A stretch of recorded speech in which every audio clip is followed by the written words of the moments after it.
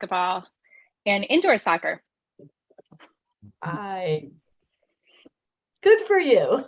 Yeah.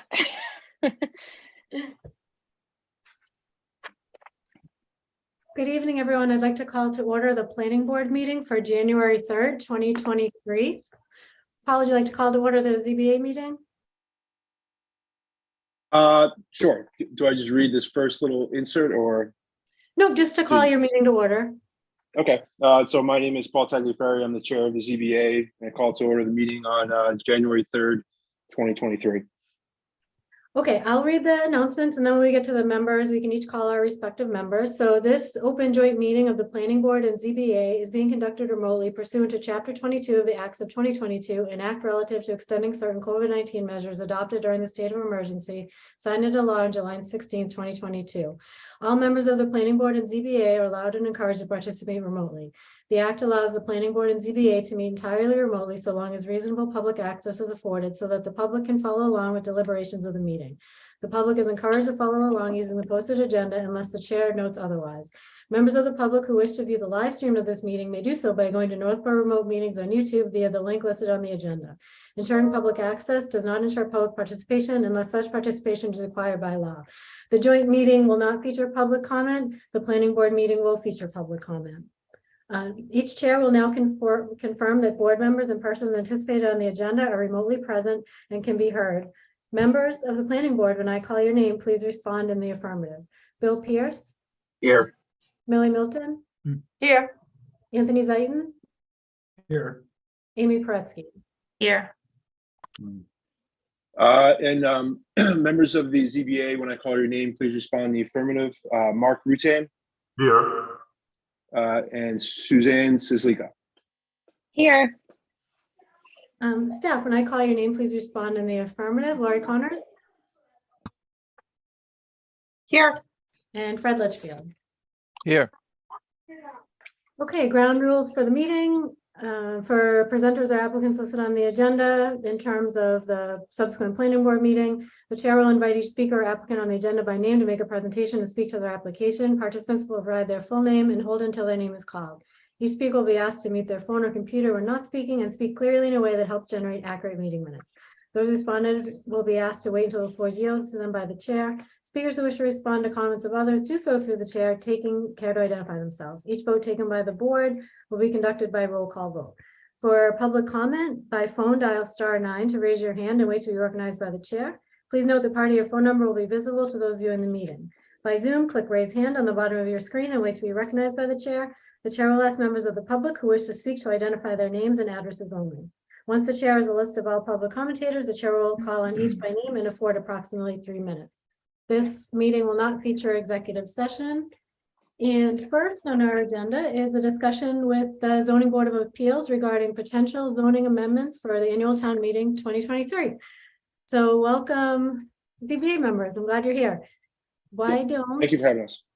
So just one late addition, Jeff Grabowski is also a member of the ZBA as an alternate. So I just want to affirm that he's also here. Jeff, if you could just confirm in the respond in the affirmative. Yep, here. Senator Malikos. Okay. Great. Thank you. Nice to meet you.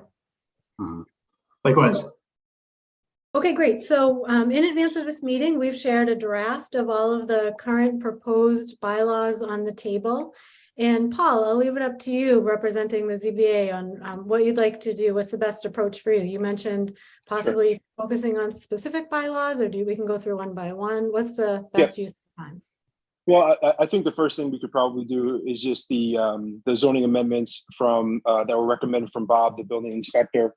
At least in my opinion, those are pretty straightforward, standard stuff, trying to get sort of our zoning bylaws up to sort of mass regulations and stuff like that. I don't have any specific comments on them, but I'll open it up to anyone else on the ZBA just to, sort of group those together. If anyone has any comments or questions about specifically Bob's suggestions for amendments to the bylaws. And if no one does, then we can sort of move forward.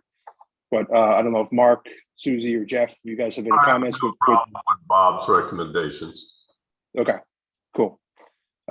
Yeah, so then I guess, if we want to just sort of take down, go from the top of the sort of the draft that was sent on the 15th, I guess I'll start with something that Fran had sort of propose as like a question or a comment, and that is the article related to the zoning bylaw, section 7-03-050, the special permit, site plan approval, section D, section 1, which basically crosses out the special permit granting authority and replaces it with planning board. And so Fran's specific question was, just sort of trying to understand the differences in the rules and regulations of the ZBA and planning board. And then do you know if, what about the special permits that do not require site plan approval, and will they remain under the ZBA? So I guess if you want, we could start there with just sort of your general thoughts on sort of making that small change. Sure, so Sure, Laurie, you got this one. Yeah, this was a suggestion that I came up with. When I was going through the zoning bylaws, I've identified a number of areas of just kind of inconsistency or a problematic language. And of course, the Zoning Board of Appeals does not have any rules and regulations for site plan review currently. So when the way that it's currently written, it says submission requirements, this is for site plan review, shall be in accordance with the rules and regulations of the special permit granting authority. So because the Zoning Board of Appeals doesn't have any rules and regs, then this is pretty much saying that they don't have to comply with anything. So the planning board does have very in-depth rules and regulations for site plan review. So I thought that the simplest strategy would just be to reference the planning board's rules and regs, unless of course the ZBA wants to adopt rules and regs, and then that's a whole separate animal. There probably would be quite a bit of redundancy in the submittal requirements, because site plan review is site plan review. So I'd be happy to hear your thoughts though. Yeah, I mean, I guess for my own opinion is that I think clarifying it to make it easier and simpler is fine. And I agree that redundancy is probably not a good thing. And, kind of looking through the planning board's rules and regulations with regards to special permits, we basically would be sort of copying and pasting and then slapping on Zoning Board of Appeals on top of the planning board's rules and regulations. I don't think there's anything egregious in there that's that much different than what we would follow. So in my opinion, I don't really have an issue with that. I don't know if anyone else from the zoning board has any opinion on that. But Susie? Yep. I have too many devices going here. I'm not used to it. I have the proposed document up on another screen. I agree with Paul. When I first joined the zoning board, I was looking for rules and regulations that applied to us. And when there weren't any, it did cause me a little discomfort. So I agree with Paul about adopting the same and not duplicating the effort with a special thing just for us and doing all of that extra work. It sounds like one of Fran's concerns may be that special permits are whether or not they'll remain under the ZBA. So my view is this doesn't change whose purview is what. It's a reference to the rules and regs. Right. Yes, this affects the site plan review submittal requirements. It has nothing to do with who has jurisdiction over special permits. Mark, did you have a question? I think you were. No, the only issue would be if the rules specifically mention the planning board in submission of the in the rule submission, that we'd want to say no. In our case, if it's going to us, submit it to us, not the planning board. But that's a trivial point, and I think it can be left off at this point. Okay. Great. Thank you, Lori. I think that sort of answers some of the questions, or at least. So I guess, just sort of moving down the document, the next item that you guys are sort of making a change to is sort of the classification of uses, zoning bylaw section 7-05-020. which is basically the accessory use dwelling where you're sort of crossing off the 25% of the gross floor area or 700 square feet, whichever is greater, I think is what it currently says, and basically making it only 800 square feet, almost regardless of the size. And sort of just kind of, if you want to just give, I guess, a high level thought on like your thought process there, is it just easier just to have a straight number, or? This was another one that I'm suggesting. And the reason for that is because there are a number of very, very large homes in the town of Northborough. So when you do the calculation, so say you have a single family home that is 4,500 square feet. If you take 25% of a 4,500 square foot home, then you can have an accessory apartment or unit that's 1,125 square feet, which is essentially the same size as a small single family dwelling. So you could have two single family dwellings on a single parcel, which isn't really, in my opinion, the intent of what you're trying to do with an accessory dwelling. And the same is true if you have a 6,000 square foot single family, 25% of that is a single family of 1,500 square feet. So the suggestion that I have is to bump up the square footage of the accessory dwelling so that it's 800 square feet gross. So that's a pretty standard size of a big 1-bedroom apartment or a small 2-bedroom apartment. And oftentimes what you'll see with accessory dwellings, especially if they're part of a detached structure, is you might have a 2-car garage, and then you have a space above the garage. And usually 800 square feet is an appropriate size for that space. So you could have that as an apartment above the 2-car garage. If there was a need for more space, then certainly they could go to the ZBA and ask for a dimensional variance to increase the size of the apartment. So if you had a 2-car garage and the space above the garage is 900 square feet instead of 800 square feet, then instead of having that be a by right approval from the building inspector, they just have to go to the ZBA, the approval of the larger structure. So that was my thought process, was suggesting this. Okay. And so I guess the only just follow-up question I would have is like, when we say gross floor area, obviously that's the total floor area of the building, not including sort of living space. Living space could be separate. So it would be a combination of everything, right? So gross square footage is everything. So that's hallways, that's closets, that's bathrooms, that's everything within the interior of the apartment. Right. And gross floor area is not how it's currently written is still in there, right? So you're basically saying it's just going to be 800 square feet just across the board and just taking out the 25% of the existing structure.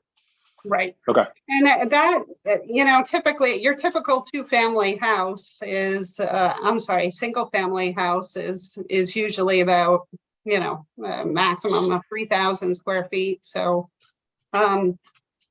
800 square feet is pretty much 25% of that anyway. Actually, I should check my math before I open my mouth.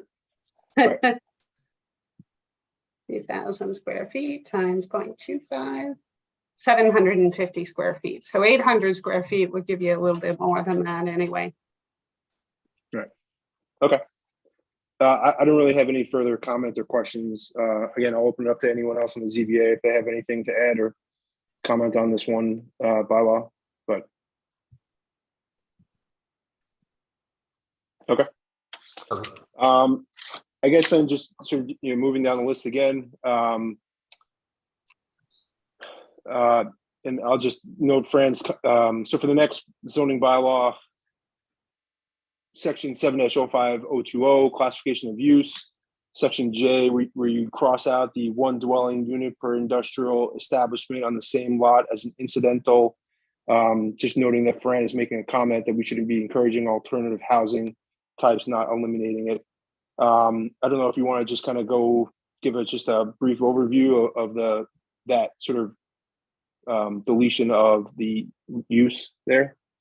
Sure.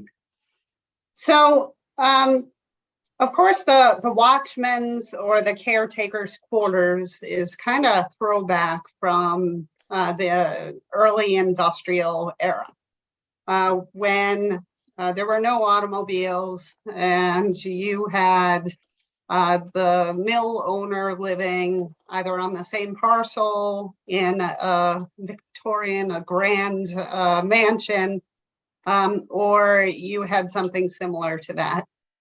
Maybe the foreman would live on the same grounds. So zoning was created largely to separate out residential and industrial uses because, of course, in most cases, they are inherently incompatible with each other.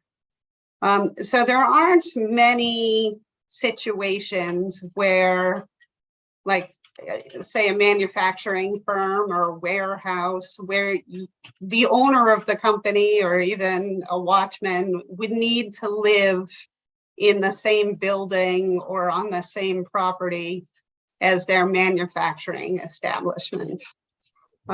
So that was mainly the intent, is to just separate out these incompatible uses. There's an example of in my prior community where there was a service, well, it was a garage, and the property owner wanted to maintain their own vehicles. So it was a commercial industrial use. And then they wanted to have an apartment part of the service building. And of course, we have this very provision in our zoning bylaw that would allow an apartment to be part of an industrial use. And so that's what they were aiming for. But because of the challenges with having a safe living situation next to a garage / service station, ultimately, what they needed to do as far as having a sprinkler system and, you know, a special air cleansing system and walls of a certain thickness, it ended up being far too expensive to actually build. So this is an example of when I don't think it's a good idea to have an apartment in the same building as an industrial use. Okay. I don't really have any questions or comments. I just kind of wanted to hear what the background was. I don't know if anyone else from the ZBA has anything on that one, that specific one.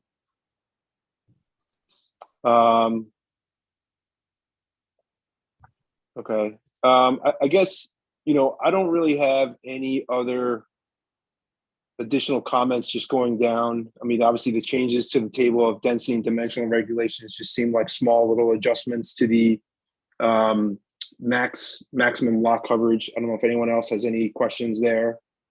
You know, the groundwater protection overlay district, just adding that section about, you know, one aquifer protection versus another. I have issues with that one. Okay. Are we trying to solve the problem that we ran into in the Southwest on that 20,000 square foot in 2 district issue? Yes. Yes. So one thing that really became clear is that the bylaw is not clear. Right. And, you know, of course, many of you have been working with the zoning bylaw for many years. You know, me being a newcomer and having that be like the first project that I worked with the ZBA on, Right. I was completely baffled by that section.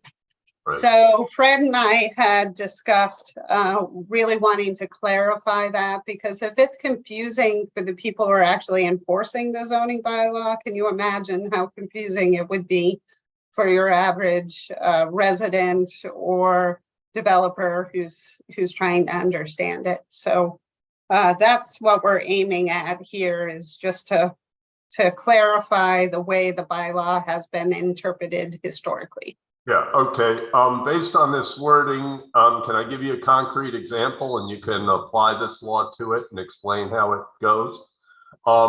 They had a 20,000 square foot lot. Half of it, 10,000 square foot, had a zoning requirement of 20,000 square feet.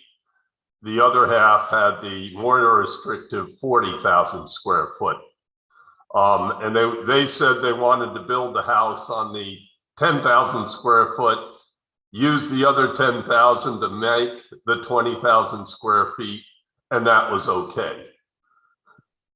Is that okay under this rule?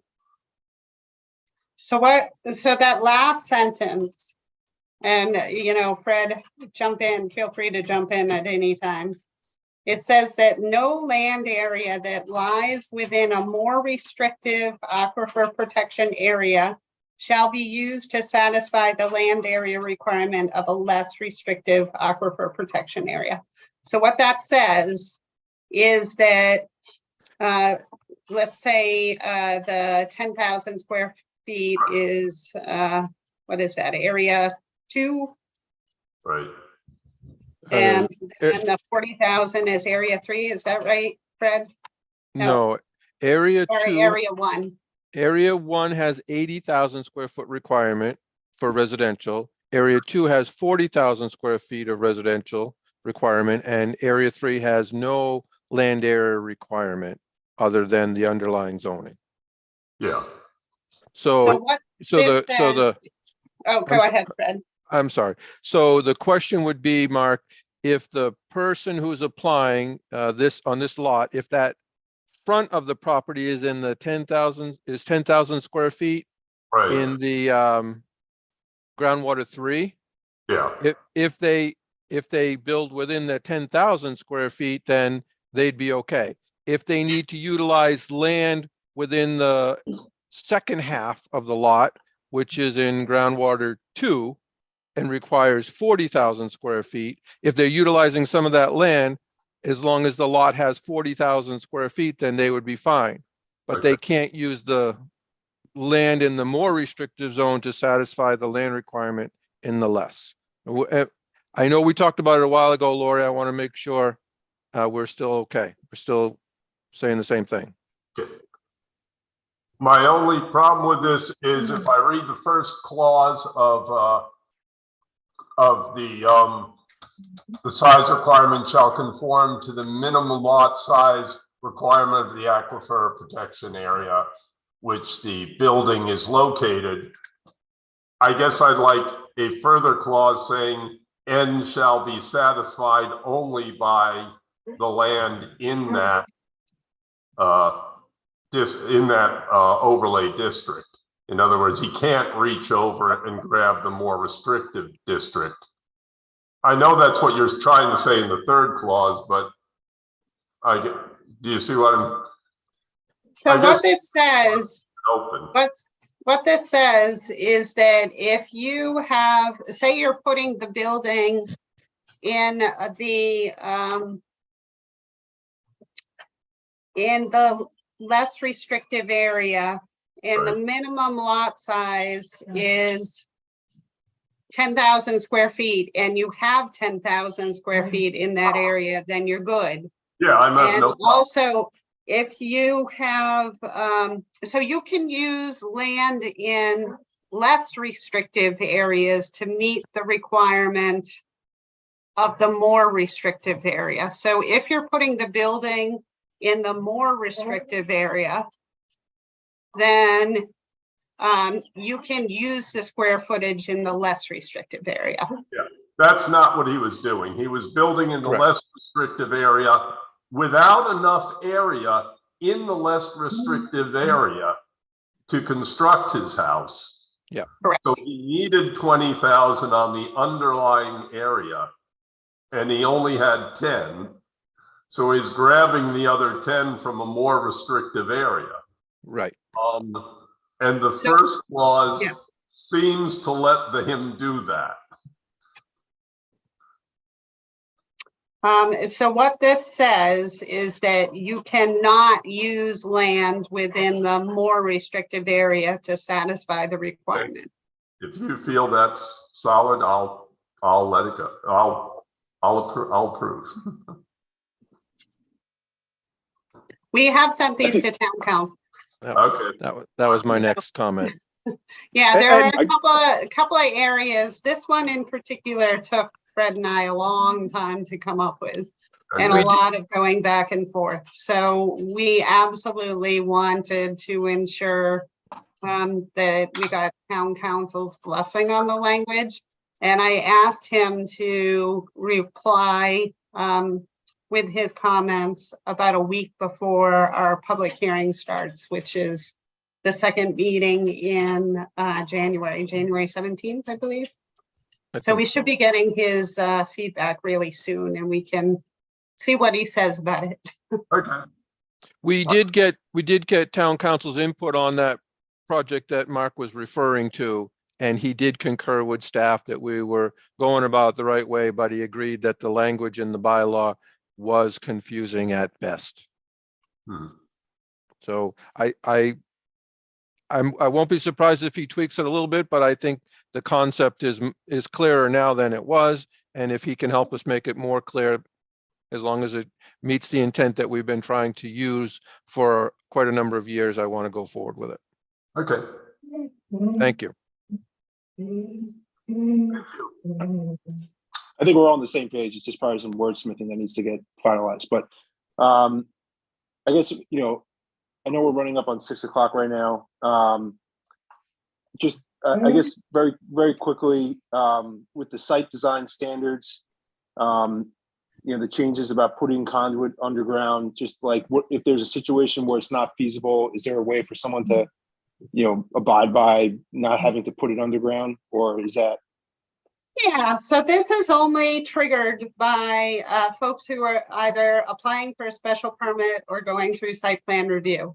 So as Okay. part of that permitting process, they can ask for relief, and the permitting authority has the ability to grant that relief. So it doesn't have to be a separate variance. It can be waived as part of the permitting process.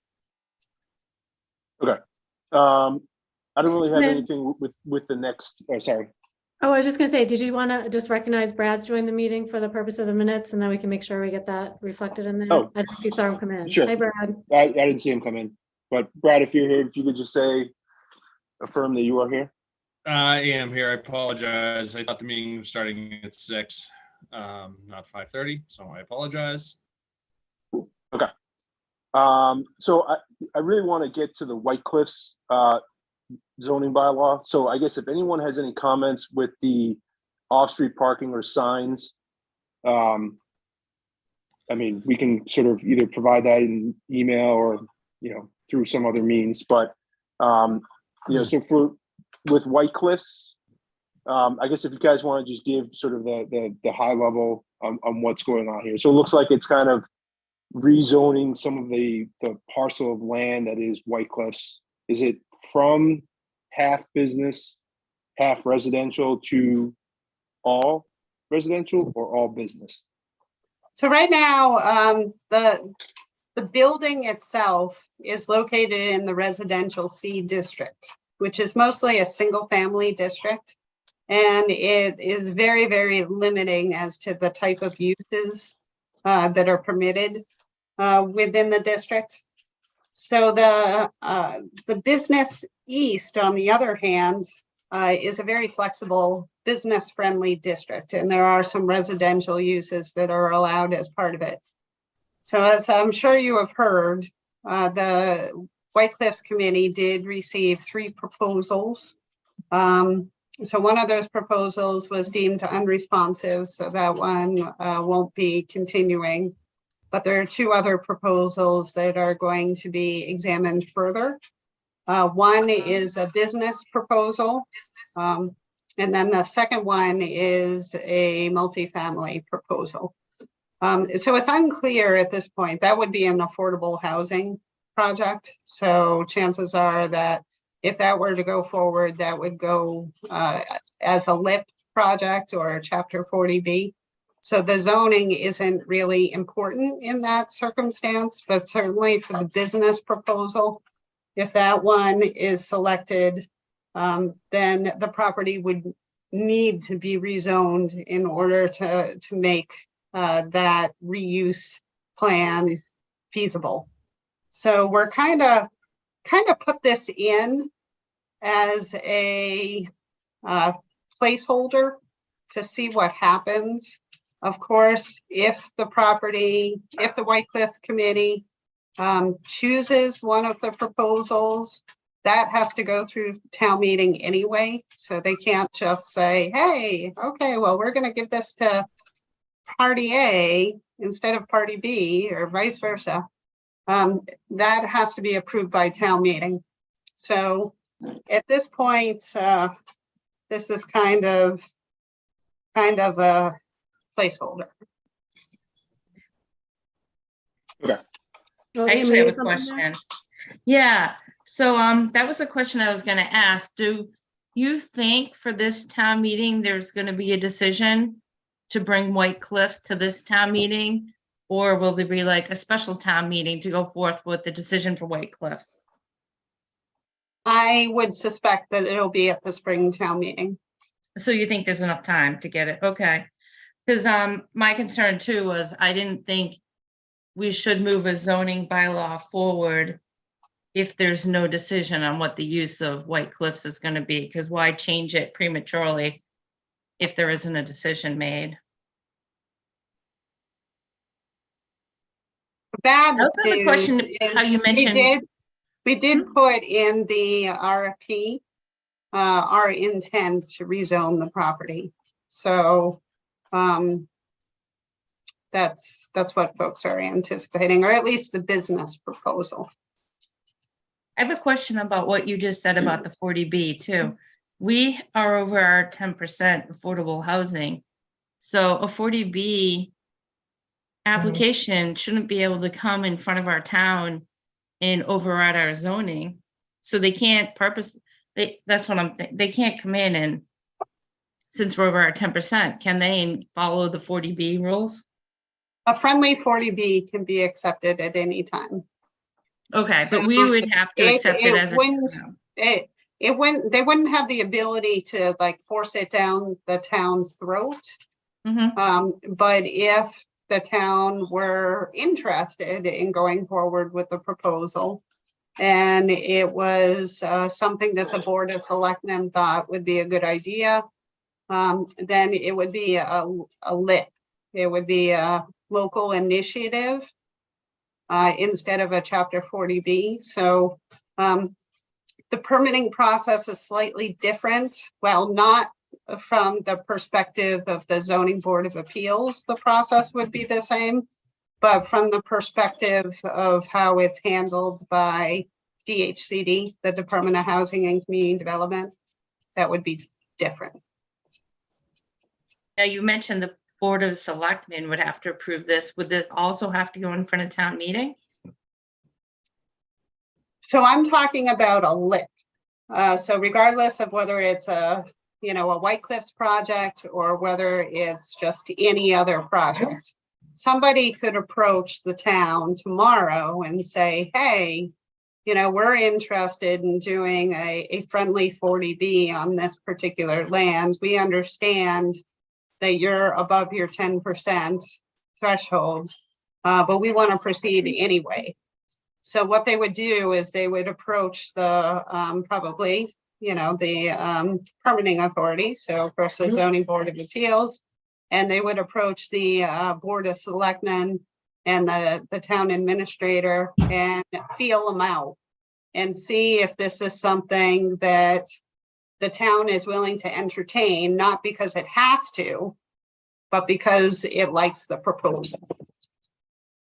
So that would not go before town meeting. So that would So the disposition of White Cliffs definitely will go before town meeting. But a friendly lip project does not go before town meeting. It goes before the zoning board of appeals. They're the permitting authority with the state and the board of selectmen. The board of selectmen would just be the ones who are saying, yes, we like the proposal, willing to negotiate. We've also been warned by all our 40B consultants when we've had them presented to us that it's best to stay ahead of the curve here because the state can change the rules, the percentages, what qualifies, and if you stay ahead of the curve, you have your choice. If you fall behind, you have no choice. So entertaining 40Bs, even when you don't have to, is smart planning. Although we're at 12%, and when I went through the SHI, only 20% of the towns in this state have hit their 10%. So I would hope if you're at 12%, you're ahead of the other towns that are still at 2, 3, and 4%. Right, but if the legislature raised it to 15%, we'd be back in the same bucket. So Lori, just to clarify, it sounds like then, irrespective of how we change the zoning on the affordable housing one, it doesn't matter. How we zone it doesn't matter for the 40B or LIP. It's really just a matter of enabling business. Correct. So if the town decides that the proposal that they want to go forward with is the affordable housing proposal, then there really is no need to rezone the property because it would be a 40B anyway. So the zoning is irrelevant. Right. So just so I might understand sort of this proposal, if it is a 40B sort of alternative that the White Cliffs committee chooses to go down the route, then it goes through the selectmen and the ZBA and that sort of thing. But what this zoning bylaw is trying to address is some other proposal, whether these two go forward or don't go forward, but making it more applicable to, say, a business coming in by changing that north section of the lot to business. Is that effectively what we're trying to do here? Like this has nothing to do with affordable housing, right? That's a completely separate track in terms of like how we think about this, right? It's mostly just like, okay, what we're proposing to do with this change in the bylaw is change it from residential C to business east, right? Include that entire lot in business east to try to open it up to something that would fall under the business east use, right? Correct. Okay. Yeah, so the idea of this to begin with is to make White Cliffs more attractive to those who would acquire it and redevelop it. Okay. And basically, whether it goes rezoned to business, it doesn't eliminate the use of it as housing because of the lit opportunity if we approved it, if it were approved. Yes, so the affordable housing can go forward regardless of the zoning. So if it were in the industrial district, it could still go forward as affordable housing through the zoning board of appeals. That's what I thought. Okay. Okay. Any comments on that then from the ZBA in light of that? I don't really have any comments. It was good to get sort of that clarification. So thank you, Lori, for that.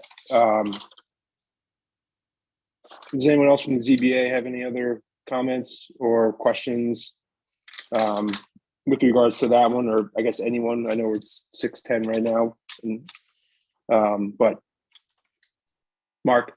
Yeah, I just think that rezoning this into the business possibilities make sure that anyone with a business proposal doesn't feel that he's in a bait and switch situation where he, develops a proposal for the property and then finds out that, oh, we're not going to make it business available anyway. This makes it business available up front so they can come forward their proposals, and maybe other proposals may become available too. It just invites something useful for that property, which right now is vacant and dormant. Mhm. And I guess any proposal, and just Lori, it's probably a question for you. Any proposal that is like business related or anything that the White Cliffs Committee sort of comes to a final decision on would still have to go in front of the town, i.e. at town Yes. meeting. Yes, so the, in order to convey the property to another entity, that has to go before town meeting.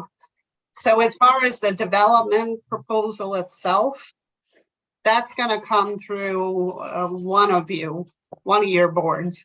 Not sure if it's the planning board or the zoning board of appeals. It depends on what the use is.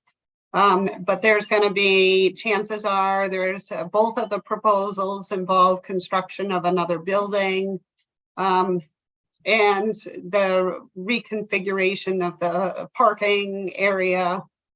So you folks are going to have a bite of the apple as to the specific design when they're going through the permitting process. So I suspect that the conveyance of the property isn't going to be a detailed plan at that point that's going before town meeting. It's just the concept, I imagine. They'll probably do some sort of community outreach, I imagine. So the folks will be educated on what the selected proposal is. But I don't think there'll be, town meeting isn't going to be voting on the parking layout and, the design of the building. But when they do the conveyance of the property, they'll already have selected which applications going forward. It's just not going to be conveyance of the property with a blank statement of whatever the White Cliffs Committee or BOS or anyone approves. It'll have a use.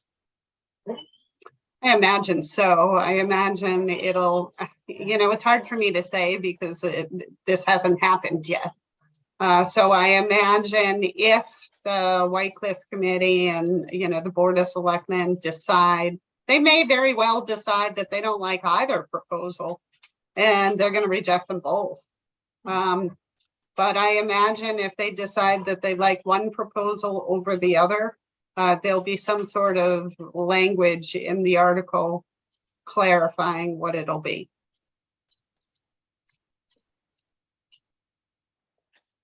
Okay. Okay. Yeah, sorry, Carrie. No, I was just I gonna don't- say, I want to make sure we have time for one more item as well. So if you Okay. have anything else on what we have here, or No, I have nothing else. I think that's kind of, yeah, but whatever else you have.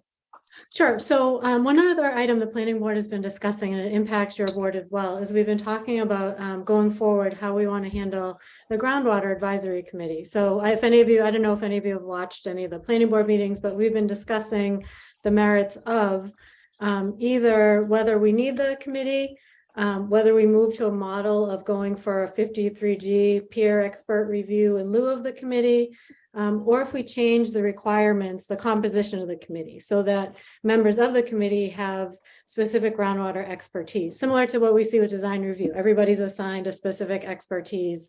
We don't really replicate that on the groundwater side.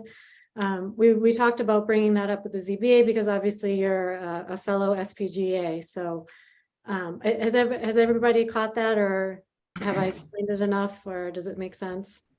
Or any initial thoughts on that from the ZBA side?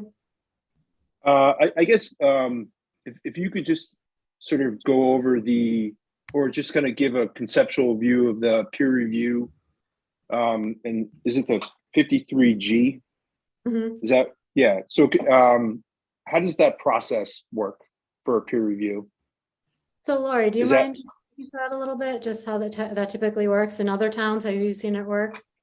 Yeah, sure. And I did actually, at our last meeting, we had discussed other communities that have town engineers, whether they also take advantage of an outside consultant.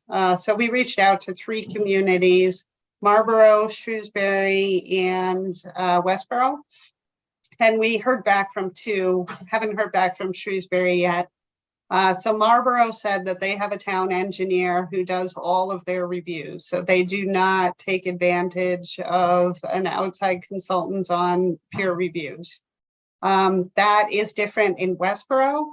In Westboro, they do take advantage of peer reviews at the decision of the town engineer. So the town engineer does the initial review. And if the town engineer feels like he's lacking certain expertise, then in that case, they will reach out to their peer review engineer, and their engineer is Ty and Bond. So 2 different approaches from those communities. So I have worked for communities that don't have town engineers. And in those communities, what you do is you go through a procurement process for a peer review engineer. You specify all the various type of work that you can envision you will need assistance with. And then you sign a 3-year contract with your consultants. So you go through an interview process, select the consultant that you like best, and then you farm out the various applications to the consultant as they come in, and the fees are paid by the applicant. So the town is not paying any of the peer review fees. That is the consultant that would pay for that. So a typical example of when this would be used is like, for example, the groundwater overlay. If there was a desire for more in-depth expertise, like, for example, we have the turf playing fields. If Fred didn't feel that he had the depth of expertise necessary to adequately review, then we would send it to whoever is selected as the consultant. And another example would be traffic studies. Those are often farmed out. If there's, for like Northborough Crossing, of course, has pretty large retaining walls. If there was a desire to have a structural engineer review those, that would be another good example. So one Okay, thing that I think we talked, just to summarize a little bit, some of the pain points that we talked about was just the fact that sometimes applicants come to us, and I don't know if you experience the same thing, where they feel like they've already been to they've already explained their groundwater situation, they've already received approval. They're frustrated because then they're coming to us answering the same questions all over again. And they feel like if we disagree with something, they feel like, well, they've already jumped through the hoops to get approval. So now they're aggravated to be, the process is longer. They're frustrated with the planning board. Those types of things are happening. At the same time, we wondered, if there's an opportunity for other boards to weigh in, then every single board gets a copy of the application, and you can meet. We do that with ZBA applications. We'll have a meeting and we'll talk about the application and send you guys a memo. So every board in town has the opportunity to weigh in on these applications. We don't need to have a separate committee for that. So those are the kind of things we were talking about. Just really wanting that groundwater expertise. I think, Amy, you attended a water and sewer meeting. I think those are one of the reps on our groundwater committee, and they seemed, Yep. How did they feel about it? Well, I went to the December water and sewer meeting because it was on their agenda. And they went back to talk about, when the groundwater committee started but for the most part, there was one member there who was the groundwater liaison, and they asked him what he felt about if the groundwater committee was to go away, what he would think. And he did keep reiterating that Fred does the heavy lifting. Fred does a detailed review, he writes a memo, and the groundwater committee reviews and discusses. I was also on the groundwater committee, and I found the same thing, that Fred does the heavy lifting and he's great at it. It's really good. But they probably don't need the middleman of the groundwater committee because there are no experts on that groundwater committee. There's one member that was on the DAP, but I don't know what he did for them, but he was one that was speaking. And they weren't for or against. They said in the end, they said that they would follow whatever the special permit granting authority decided. They said as long as we went through the same criteria, followed the same bylaw, which we would, because in 707010, the only thing that would change was instead of sending it to the groundwater committee, it would send it to the special permit granting authority. So they were pretty comfortable as long as whatever board was in charge of reviewing it followed the bylaw, then they were comfortable with it. They talked about the 53G. They saw how that could be helpful with the larger projects. So they didn't have a problem either way with it.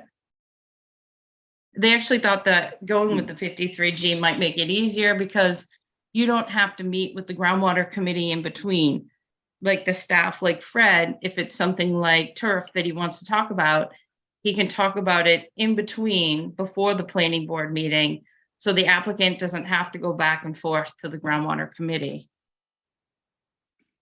So I don't know if I. ZBA on that, because you guys use them too. So we want to be open to feedback here. Yeah, so I guess, so do Marlborough, Shrewsbury, and Westboro have a groundwater advisory committee? Or they just rely on sort of their town engineer or outside consultant?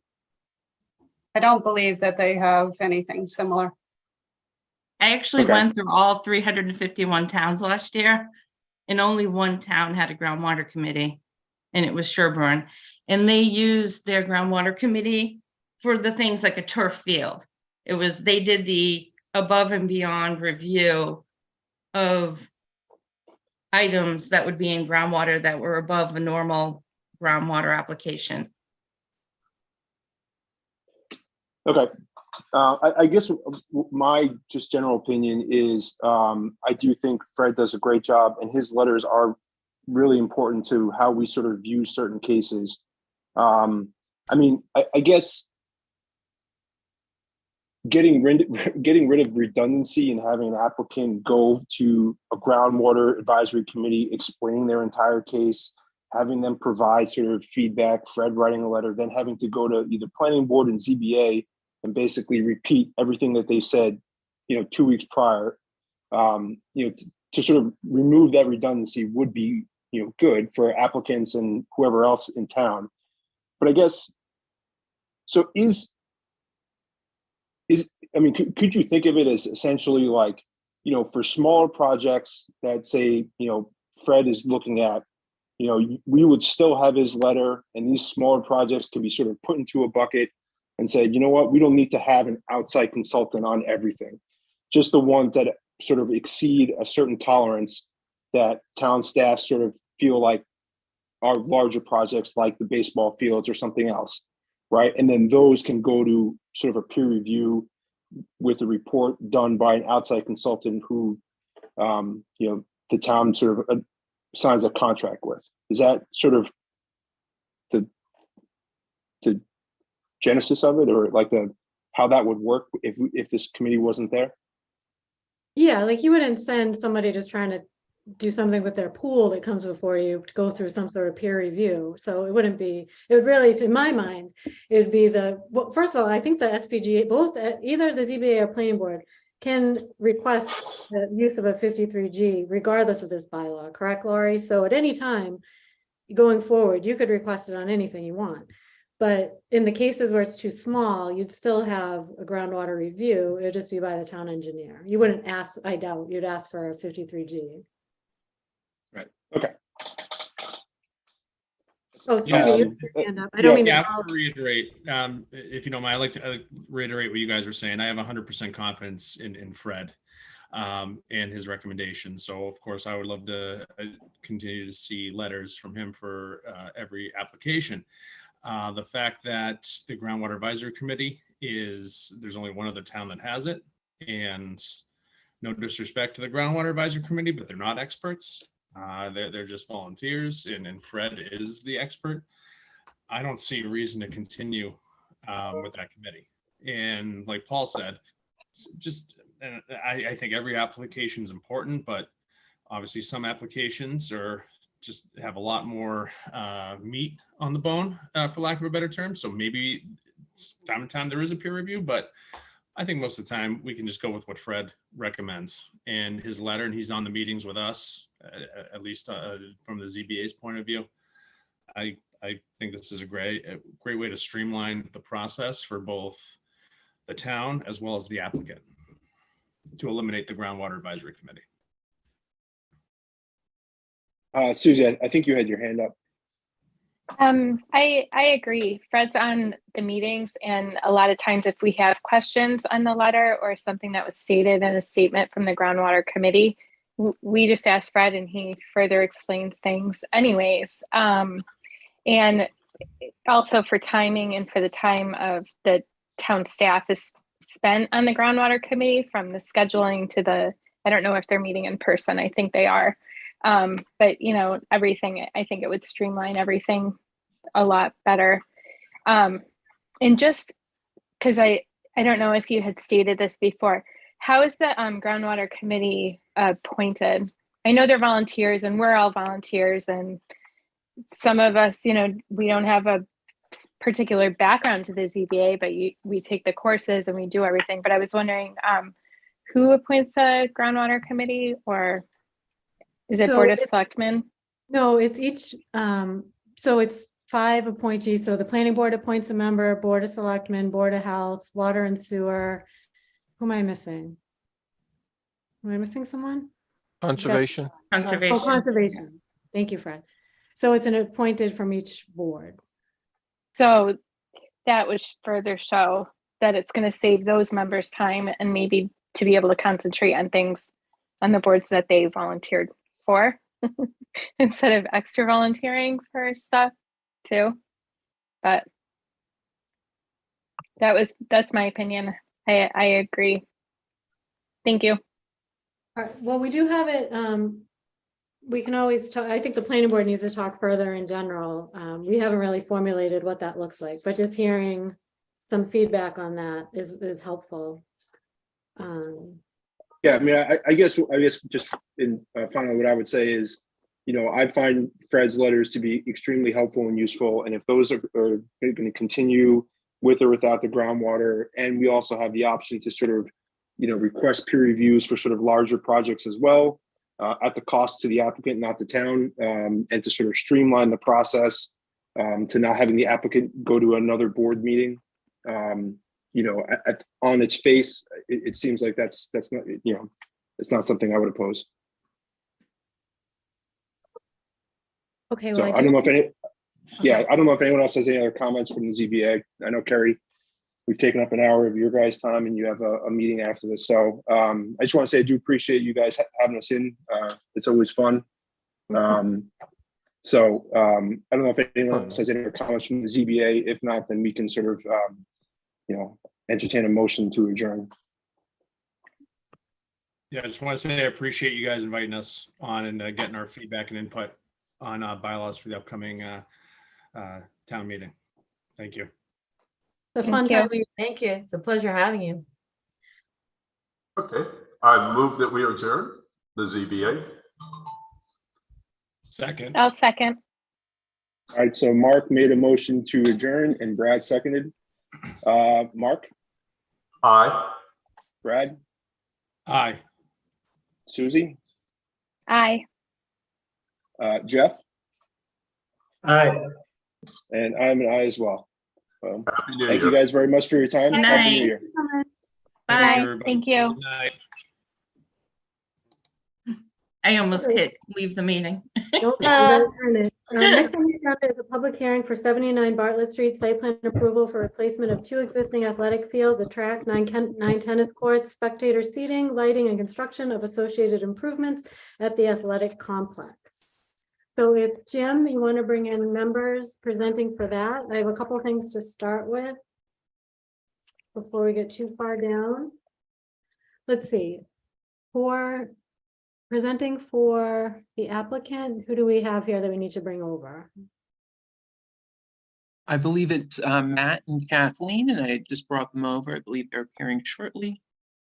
Okay, see Kathleen, Matt.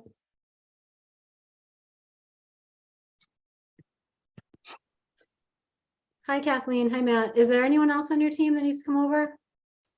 I don't know if, do you see Keith Lavoy or Greg Martineau with the superintendent of schools? They may not be on, but. I do not see them. Nope. Okay, all right. Jim, do you? I don't. I do not. Okay. All right, well, if at any time they join and we catch it, they're more than welcome to raise their hand to pop in. Perfect. Before we get started, I just need to read the public hearing notice into the record. So in accordance with the provisions of MGL Chapter 48, Section 9, the Northborough Planning Board will hold a public hearing on January 3rd, 2023 at 6 p.m. to consider the application for site plan approval submitted by the Northborough and Southborough Public School District for the replacement of 2 existing athletic fields, a track, 9 tennis courts, spectator seating, lighting and construction of associated improvements at the athletic complex on the property located at 79 Bartlett Street, map 52, parcel 88, in the residential C zoning district and groundwater protection overlay district, area 3. Applications and plans prepared by Gale Associates Incorporated are on file at the town clerk's office, planning office, and may be viewed on the planning department webpage at the Northborough website under planning board review, projects under review, planning board. Pursuant to Chapter 20 of the Acts of 2021, an act relative to extending certain COVID-19 measures adopted during the state of emergency, signed into law on June 16, 2021, as amended by Chapter 22 of the Acts of 2022. This meeting will be conducted via remote participation. No in-person attendance by members of the public will be permitted. To participate in the public comment portions of this meeting from a PC, Mac, iPad, iPhone, or Android device, please click on the URL provided in the public hearing notice with passcode 155770 or telephone 301-715-8592, webinar ID 825-4610-2224, passcode 155770. Additionally, before we get started, I want to read into record a disclosure of appearance of conflict of interest as required by General Law, Chapter 268A, Section 23B3. This is declared by me, Carrie Martinek, as Planning Board Chair. I want to, the issue here is the application for site plan approval has been filed by Gale Associates for renovations of the existing athletic complex at 79 Bartlett Street, the address of Algonquin Regional High School. I'm a voting member of the Planning Board. I am also an abutter to 79 Bartlett Street. Additionally, my children attend Algonquin Regional High School. A vote in favor of the plan will allow for renovations of the existing athletic complex. However, other than what could be viewed as typical benefits of school renovations for any parent with children attending the town's public school system, I declare no personal or specific financial interest or gain for me as a parent or an abutter that would occur as a result of site plan approval. So this declaration has been filed and stamped with the town clerk and on record for this application. Okay. All right. Ready? Okay. All right. Well, thank you all for having us here today. My name is Kathy Herbal. I'm with Gale Associates. I'm the senior project manager for behalf of the school district. And with me is Matt Kinlan, who's the project engineer assisting me with the designs and such. I just like to kind of, if I can share, and I just take it, Lori or Carrie? Yep, you're all set. Okay. Just want to kind of go through things a little bit with you, just so you understand the project a little bit. You might have seen this plan around town, but this was the master plan that Gale actually started almost 10 years ago with the school district, and it has advanced to this point, and obviously their hopes of seeing this project through fruition. The But as we said, it just basically involves the installation of 2 synthetic turf fields, the major stadium field, as well as the, what is called the JV field. They're now calling it the multi-purpose field. Redoing the track completely, basically pulverizing the existing, removing the track surface, pulverizing the existing pavement, reusing what we can of that existing pavement as base course, and then do the adequate surfacing. We're proposing upgrades to the grandstands due to ADA compliance and such, and upgrades to the various field events that are impacted with the improvements, as well as replacing the tennis courts basically in kind, again, repulverizing and reusing the base paving that's there now in an effort to save costs. I'm going to just flip through a couple pictures. I don't know if you've been out to the site, but just to give you a sense of the facility, the track is in very poor condition. It was installed in 1994, top coated, which basically is just the surfacing in 2004. They have heavy patching, puddling, and we're aware that the high school has had issues hosting events there due to the condition of the facility, and it's basically it's beyond its life expectancy. Most tracks last about 18 years if they're well maintained. Obviously, this one needed some servicing and help. I'll skip over to the tennis courts. Again, there's major cracking and such. The courts were installed in 2004. Minor patching you can see has been conducted, but it gets to the point. Keep in mind that under the track as well as the tennis courts is asphalt paving, and just like a roadway, it does deteriorate and need to be replaced. And once that base course starts to crack and such, that's when you start having issues on the surface. And then just the field conditions, just the football fields in fair condition, the practice fields in pretty poor condition, and it comes down to the overuse with the various sports events.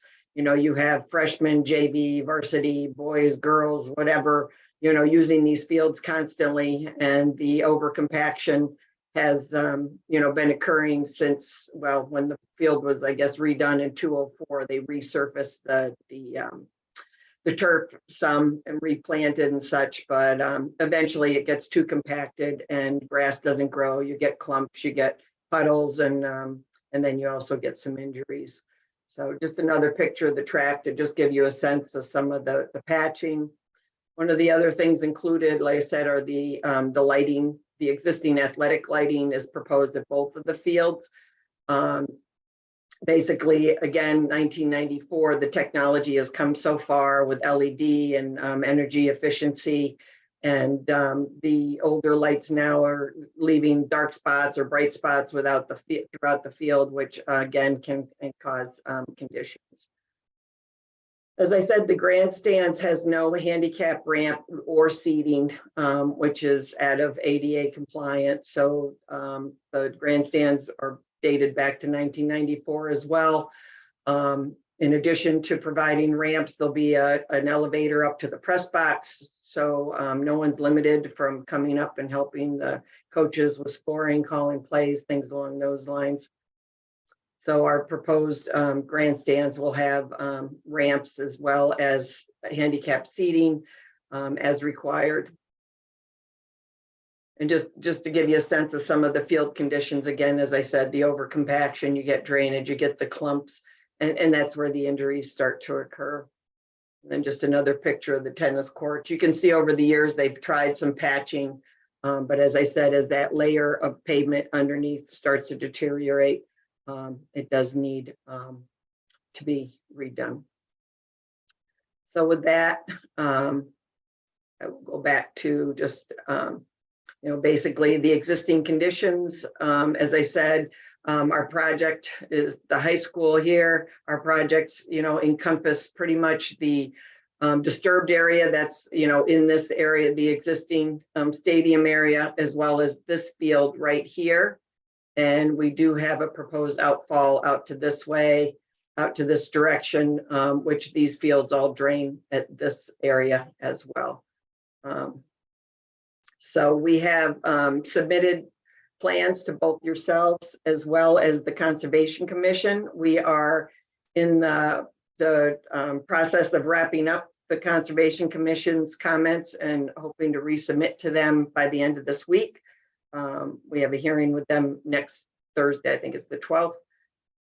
And with that, and this is the plan set that we submitted to you, as well as I think we provided you as well with the stormwater report, which was provided to the Conservation Commission, and we've been working through some of their comments on that.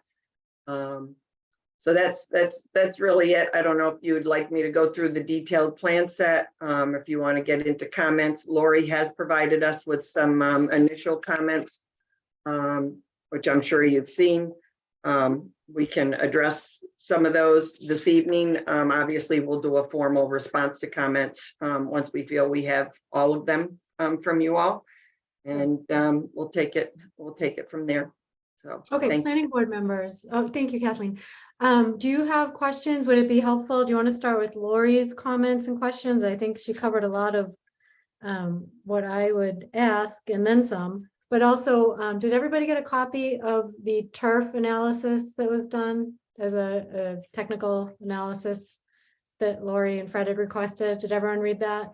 Yeah. Okay. Is there anything, Lori or Fred, that you wanted to note on that report that we received, or? The one thing that, of course, this Weston and Sampson letter was prepared for another project that I believe was in Hudson. Correct me if I'm wrong, or maybe it was a different Hopkinton. Kathleen provided it. Yeah, this actually was for project in Norton. Oh, Norton. Okay, so this is general to the materials, not specific to this project. Correct. Got it. It's the same materials with the exception of, I believe they had crumb rubber for infill, and the school district has decided to go with a coated sand, an alternate infill, which is more environmentally or perceived as more environmentally friendly. So. Okay, so the analysis having to do with the PFAS is identical for the Northborough project as is stated in this letter. Okay. Correct. Yeah, the PFAS is affiliated with the turf itself. As they make the blades of the grass, it's actually used in the molding. It's an agent to help the plastic come out of the molds easier. But it's the same PFAS strain. I mean, there's, as I don't know if you've dug into, I know, Lori, I sent you the EPA link as well on PFAS, and there's numerous different types of PFAS. The one associated with the blades and such with the molds for the turf field is what they refer to as the polyvinyl linen fluoride cohexafluoride propylene. It's a mouthful, but it is the same PFAS that is actually used in medical devices such as meshes or joint replacements, stents, things along those lines.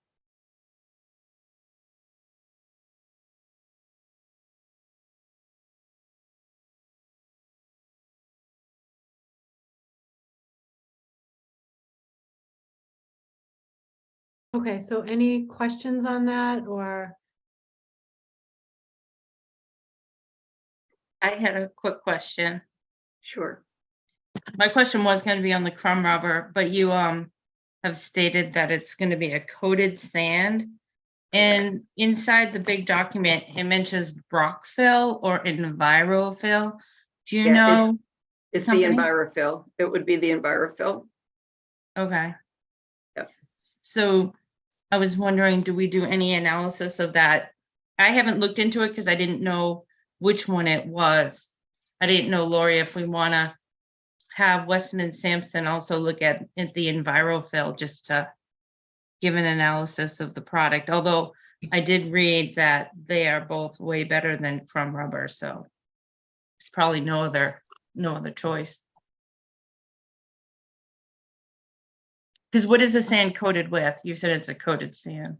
It's like a, it's like a polyethylene, but it's more of a cleaner plastic. It's manufactured. It's not necessarily like the Crumb Rubber, where Crumb Rubber comes from tires and things like that. This is a manufactured, and I believe we provided the analysis. I thought we had provided the PFAS analysis for that, and if we hadn't, I apologize, but for the EnviroFill. I did see both EnviroFill and Brock, but I didn't go into detail You because I didn't know didn't know which which one. one. Yeah. Yeah. Okay.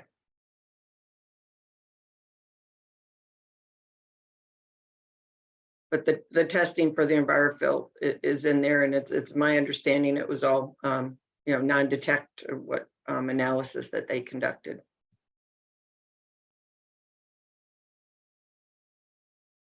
So the EnviroFill or the Brock foam doesn't contain any PFAS.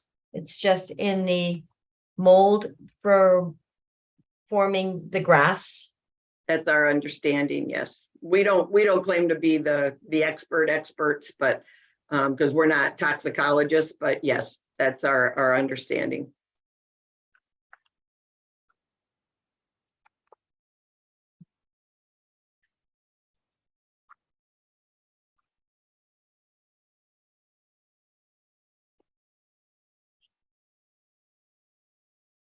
Carrie, it's Fred.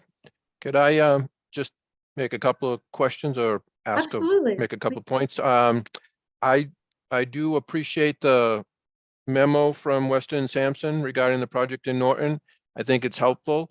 I think that environmental concerns are going to be probably part of the discussion when we get to town meeting, and I'm thinking a letter that's specific to this project and the soil conditions underneath the field would be more appropriate, since the fields are actually located in the groundwater 3 area, and I'm not sure that the letter specifically alleviates any concerns of impact to that groundwater, and I'd like to see something more specific to that if the board is agreeable.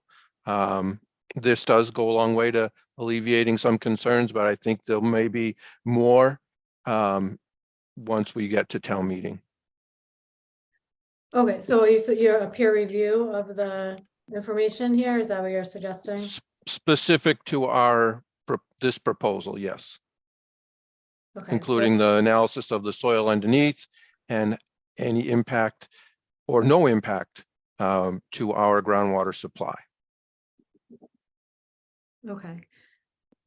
I Board can member add one thing too, back to where their analysis letter also talks about the PFAS and the top synthetic turf. I was wondering if the letter could also include talking about the EnviroFill, which is the infill. So there's a top grass, synthetic grass on top, and then they pour some sort of infill in it, and the letter doesn't get into the infill.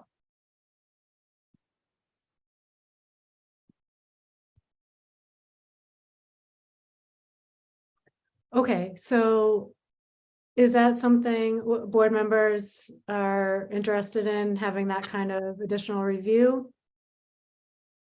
I And think that makes sense. when did that letter come out? I don't know that I saw that one. That came right before Christmas break. I think I received it maybe the Thursday before Christmas. So we went on leave on that Friday. Looks like So I sent it as an email. I forwarded the email from Kathleen that had this letter as an attachment. I'm not sure I saw that. Does it go into, sorry if I didn't see it, but one of the questions I have is that some of these, treatments and artificial components have issues with flammability or any of those things that might be of concern if there were to be, let's say, yeah, I don't know, a potential fire hazard. I didn't see if the letter addressed anything about that. No, the letter doesn't address that, but you can also find that letter online Okay, in the project packet. So they just uploaded that letter today. So if you look there, you'll be able to find it. It okay, was on 2 p.m. on the 22nd, or anyway, and I'll just forward it to you as well, so you have it. okay. I can't get out of the screen, but it's Oh, fine. that's okay, yeah. Okay, so right now we're considering if we want to do additional review on the analysis of soil and impact on the groundwater supply, and Amy, the EnviroFill, what did you say? Yeah, it's called Enviro- EnviroFill. Like the Enviro- letter that came out talked about the synthetic turf. So the new letter would be focused on Northborough, talk about the exact synthetic turf that they're going to use and the exact EnviroFill that they're going to use. And what Fred mentioned was, and he could correct me if I'm wrong, looking into the groundwater testing. I think, Fred, you said testing it now before it's installed? No, just make sure that the review is specific to this situation, the soil that is underneath the field. How will that be impacted, if at all, from the PFAS? Okay, I noted in their letter on page 4 that once the prior to installation, they want analysis of, I don't know if they take a collection of the soil before and after. To make sure there's, I think in speaking to the conservation agent that some soil testing was already done on site, so that's I believe available, and the Weston Sampson should have that when they do Oh, their okay. analysis. I believe there's some permeability tests may have already been done to make sure that it was adequate. Vincent and I have been talking about the stormwater, and I know he's had a list of comments that he sent on to Kathleen, and the team is working on that for next week's meeting with conservation. So my focus tonight for your meeting was really more about the overview, the comments that I had with Lori in her letter that went off. It's all pretty straightforward. The project seems great. It's not expanding in any way, so we're not concerned about additional parking requirements or additional traffic. Our comments were really kind of tidying things up a bit. So it was, this is the major thing that I think might come up as a discussion at town meeting and future meetings.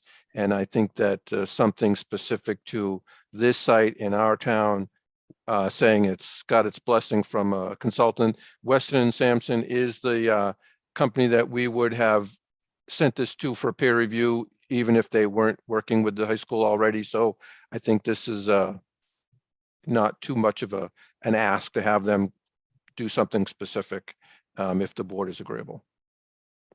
and in Okay. one part of the letter, they actually test for the PFAS before the turf installation, because some of the groundwater Right. already has it. So then years down the road, someone comes up and says, oh, look we have contaminated water. You'd have an initial reading to say, well, this is what it was to begin with. Right. Okay. Okay, so it sounds like at this point, the board is amenable to that sort of review. I didn't hear anyone say otherwise. Bill? Yeah, no, definitely. Okay, so it sounds like that's something of interest to the board. Why don't we take a look at the comments that Fred referenced in the letter that we received? So just starting from the top, we have the request for waivers, a couple waivers here. Waiver from the application fee, waiver from providing comprehensive parking and traffic circulation, waiver from a landscape plan. So we should determine whether we are amenable to these waivers. Also note that a detail should be provided for the decorative curb proposed to encircle the garden area. And the applicant should also explain the rationale behind replacing the decorative paver walkways in the garden area with asphalt paving. So I in particular am curious about that last one. I don't know if any board members have any other comments on that first issue raised. I'm not against the application fee waiver. Yeah, With the no. comprehensive parking though, that only has to do with after it's built? Because I noticed further down in the letter, Lori talks about the traffic during construction. Yeah. So is that waiver just for the parking and traffic circulation after it's built? I believe so. I Okay. would think that it would apply to both during construction and after construction. So in that, I would recommend only a partial waiver. So of course, you know, the condition after construction, but I am particularly concerned about how the school-related traffic and the construction-related traffic are going to coexist. We already know that there's a problem in that area anyways. Now we're gonna be adding a bunch of dump trucks. Yeah, please keep in mind that the majority of the work will be done during the summer. That's how we do these projects when school's out and the fields aren't being used.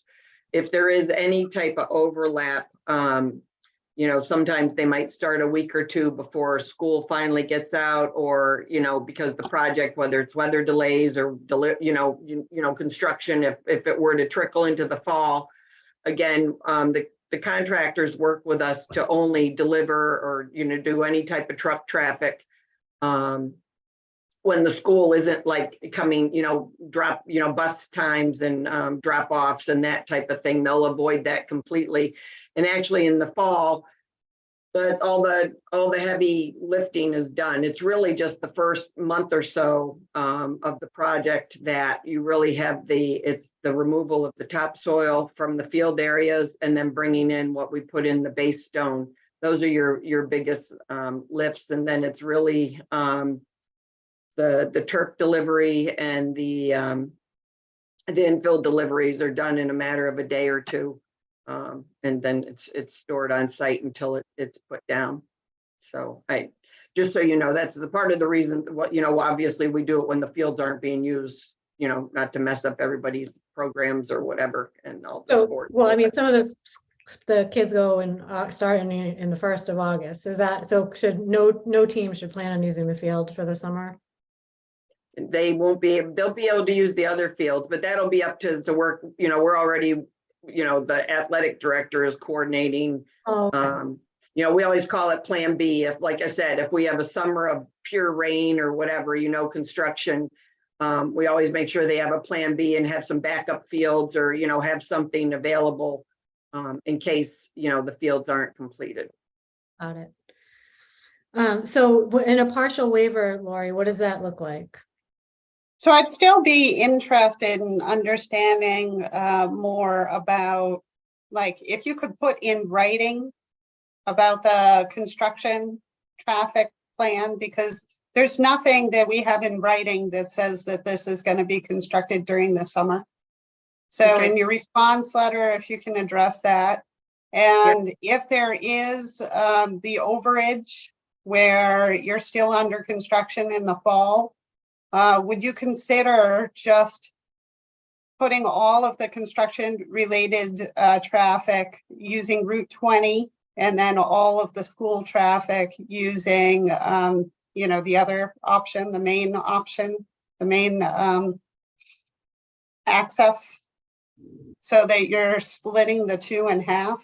Yeah, I'm sure we would split, as soon as, like I said, it's really just during those initial couple weeks that it's the truck traffic is pretty heavy. But yeah, we can, if you prefer, you were saying Route 20, you were saying that would be the school and then the other route would be the construction, just to keep it separate. No, that'd be the opposite. Opposite, So sorry. the construction traffic would only use the Route 20 access. Okay. That access has a no left turn when you come out to the end of it. So if that's a problem, we could work with the police department to get an officer out there during those short periods of heavy truck traffic for a safety thing. But a right turn brings you in towards Marlboro, and that, depending on where they're going or coming from, it may be Right. appropriate. Okay. Okay. Any other comments from the board on that particular waiver? Then a waiver from providing a landscape plan. Is there a rationale behind the paver walkways? A lot of it just comes down to costs and what the school, we work through scope with them and, the area has to be redone. We know they've, indicated that they would, revamp the garden, once we're done or whatever. And again, it all comes down to project costs right now there's not a ton of landscaping out there right now. So, Do you have a picture that you could show us of the garden area on the screen? let's see. Take me a minute, hold on. Oh, yeah. Is he coming down? Did you mean of the existing garden area or the proposed? Yeah, just where it is on the property. Are you, Matt, I'm looking for it. I know it's in our, Matt, what was it in the, was it our second, no, the geotech electrical fix? Do you have you had the picture from, I don't know if it's in this bunch. Oh, I just didn't know where it was. Is it near the football field, the tennis? No, it's right in the, It's right at the entrance. yeah, let me get out of this picture. That's just test. It's right next to the stadium seating. Yeah. So hold it's on. in between the snack shack. Yeah. And Yeah. the Yeah. stadium seating area. Where the gate is. It's right where, in here. People came in for town meeting. Can you see that? It's right Yeah, here. Yeah. just because my son played football and wasn't there a resident that donated that walkway and it wasn't built that long ago. I'm just wondering if it may cause an upset because I think all that area was just donated by a resident. Well, there's a plaque or something over here, but the plaque has been removed. I don't know, and it really hasn't been kept very well, unfortunately, not our, doing, but and these buildings right here are in pretty bad shape. Which is obviously our goal is to make sure we provide ADA access and then try to leave some area, for them to kind of rework this garden area. Yeah, I think they were just done in 2016-ish. I think Wait, there's so something these- about a okay. monument there.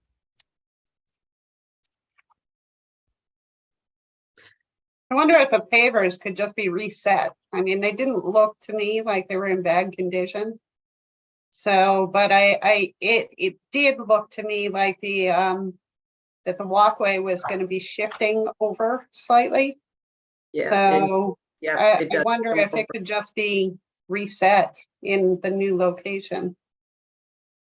We can look into that with the town, with the school, just like I said, and see what we can work. I'm sure we can do that.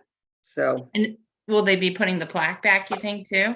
Because Well, it the really plaque, is like, I don't know if the plaque got taken. It's just not there. That's all I know is there's a rock and you can see where the plaque was on the rock, but it's not there. So we'd have to follow up with the school and try to dig into that a little bit. okay, it was just so recent. Kathy, I found a picture from 2021 that has the area and the plaque is there, but when we went there a couple months ago, the plaque was gone. Yeah. And I don't know if you're still in pretty- that folder, Kathy. It's image 6043. In which folder? The 11, 19, and 22 geotech Okay. photos. It's where you just were. No, okay. That's a pretty good picture of that area. I mean, the garden is essentially crushed stone. And Which number is it? Image 6043.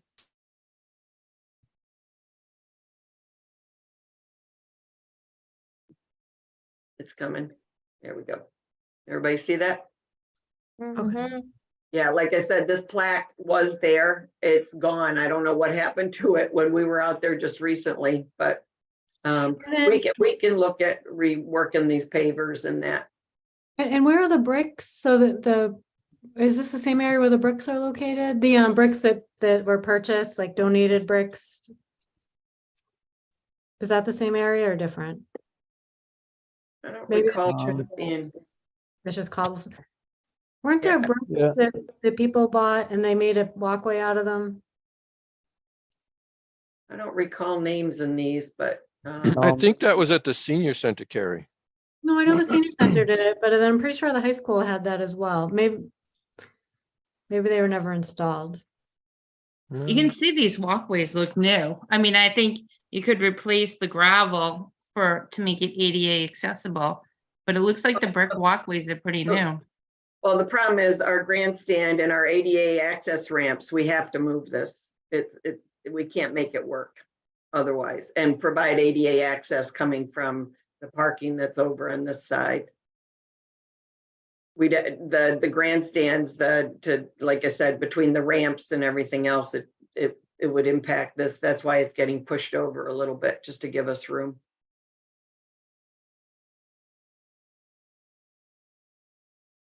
Okay, And you so Yeah, and you couldn't I'm make also- the ADA parking on the other side of the grandstands, right? No, the ADA parking, all the ADA, they'll walk through, they'll go around behind the grandstands.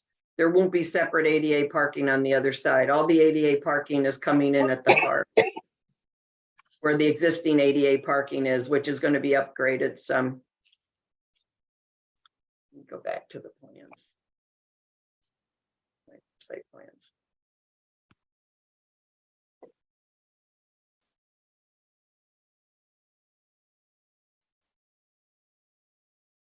Okay, let me blow this up a little bit.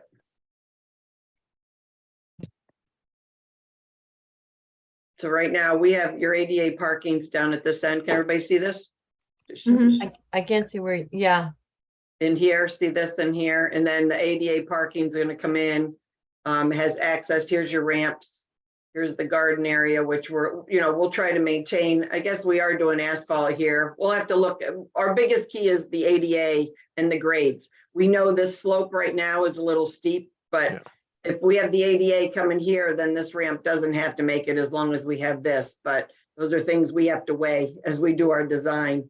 And then there's a walkway that runs under this back half of the grandstands and then works all the way around and over to the existing McDonald building, or built McDonald house, as you may know it, or the concession.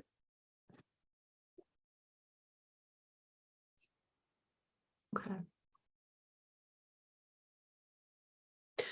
So the waiver, any other questions on that? So it's a waiver from providing a landscape plan.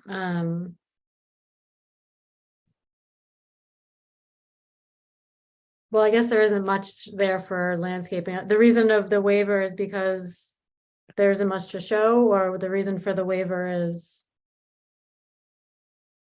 I think because it's a requirement of the submittal. And like I said, the garden area, with the school, is their decision to kind of rework that area to make it work. And then there's not a lot of other landscaping associated with the facility. Okay, Lori, is your recommendation that we do grant that waiver or not? You know. Go ahead. My recommendation is a partial waiver. I would like more information about that garden area. So right now the proposal is just pretty much to remove what's special about that garden area and replace it with asphalt. But there is like, for example, you're pointing to a 6-inch high decorative curb. But then when you look at the detail sheets, there's nothing to specify what that will be. So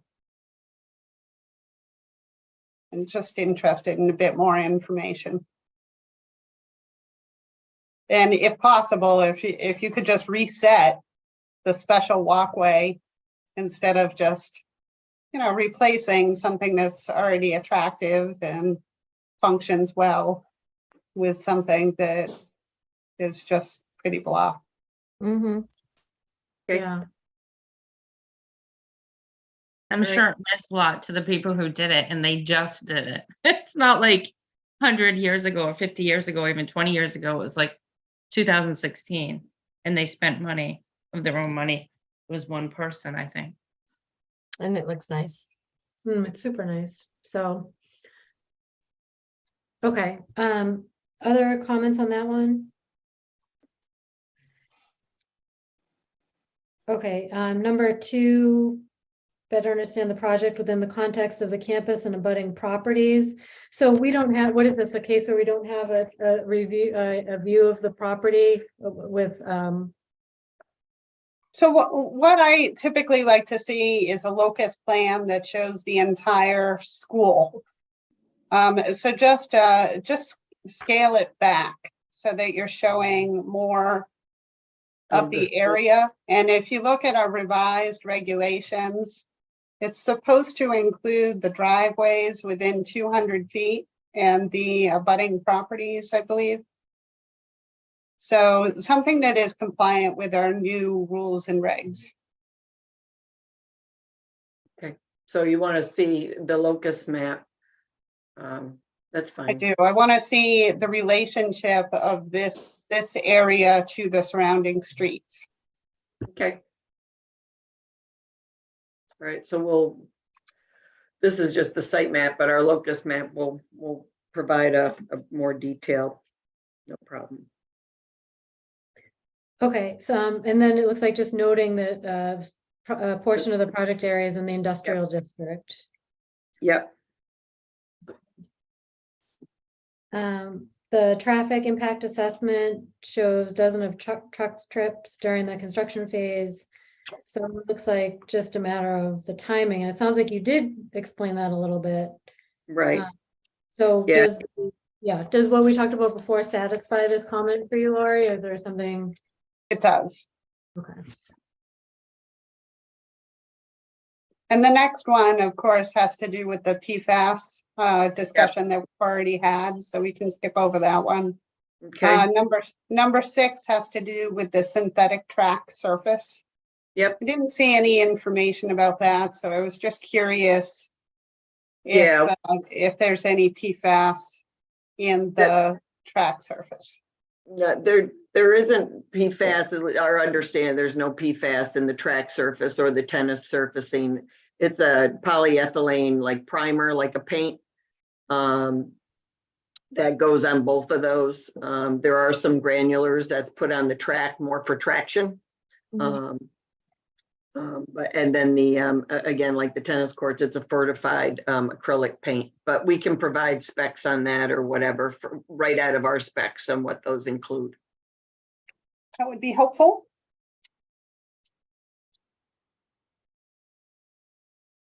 Okay. Looks like comment number 7 is just the amphitheater here. Yeah, and that is on the drawings. I'll get to the site plan. It's kind of off to the side. It's a little hard to see. It's right here. It's just a little, the amphitheater. Can you see it over in this area? Oh, okay. Yeah, I can see how you missed it.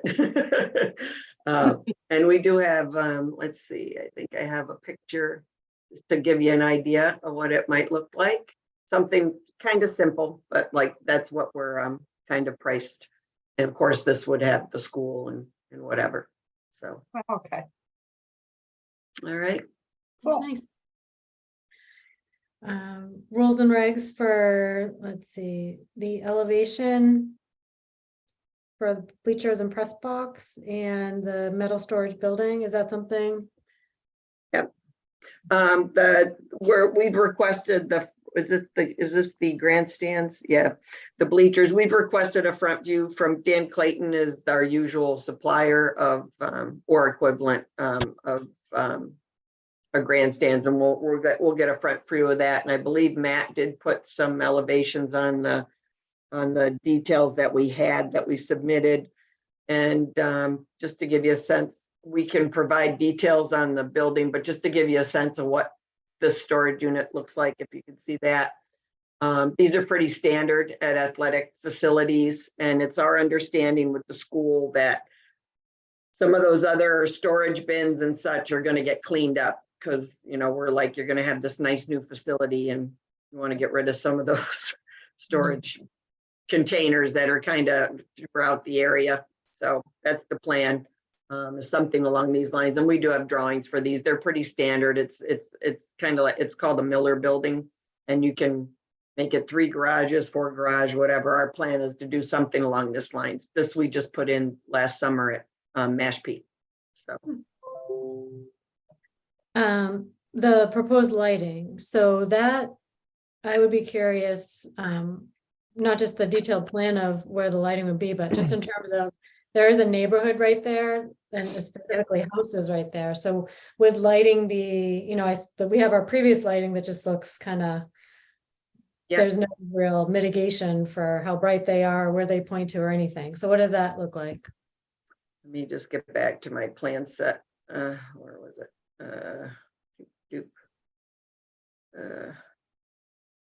There it is. All right. Just so you know, the lighting, just I'll point it out for you on here. One sits here, very similar to where they are now. The stadium field does have the existing lighting, and then the 2 that sit behind the grandstands right here and here. And then on the JV field, got to get back to normal size. My apologies. These things are a pain to manipulate. All right. And then on the JV field, there's the 4 lights here, here, here, and over here. And what we did include, it's in the set, right, Matt, the photometric plan? Yeah, it should be around Last page sheet. 35, I think. What we did is we worked with the lighting supplier, and what they do is an illumination plan, which was included in the package. I just got to find it. Oh, there it is. Yeah, right there. So this basically shows, kind of hard to see, let me blow it up a little bit. But what they do is they have certain design criteria depending on what sports you want to play on the fields. But what they also do is they do this illumination plan. And what these are is foot candles. And it shows you where it's 0 outside the lighting. The lighting technology has come so far. The poles are, well, the poles are about the same height on this field. Obviously, they're new to this field. They're not as close to the neighbors, and there's quite a bit of woods here too. But the whole intent now, or the light poles tend to be a little higher, and the lights literally shine down on the field instead of where the old lighting would shine across the field and right into people's windows and everything else. And companies like Musco have advanced the technologies that they've not only do they do that, and it, you know, the lighting drops off fairly quickly right outside the field, but also they've cut down on glare as well. They've put on these special hoods. I mean, this is what they do, and they've really perfected the athletic lighting. So you can, this just gives you a sense that, you know, you're at, and I think some regulations, I don't think you guys had a lighting level at foot candle, but I know a lot of cities do, and 0.5 is usually a cutoff, that's kind of the norm, the industry norm, but you can see the red and the 0 where there's no lighting impact. And these lighting out here is very low point, you know, it's points, it's a little bit more here, you know, 1, but you know, within the field, you're more like at 40 or such for the various sports, for adequate lighting for particular sports. What does the like the yellow triangle indicate on the corner there? Oh, this thing, that's your discus. Oh, okay. It's just the way they put it together. So Yeah, this actually, is an old plan too. yeah, we should probably get this updated. It wouldn't change the lighting. It's just the amphitheater's down here now, and this is back over here where it was. If you look right here, you can see where it used to be. Mhm. So that's moved around, but that doesn't change any of the lighting, the light poles, everything's the same. It was just, we've moved field things around a little bit depending on the different, the AD has his version, and everybody would try to keep everyone happy. Okay. Let's see. The snow removal activities. Yep.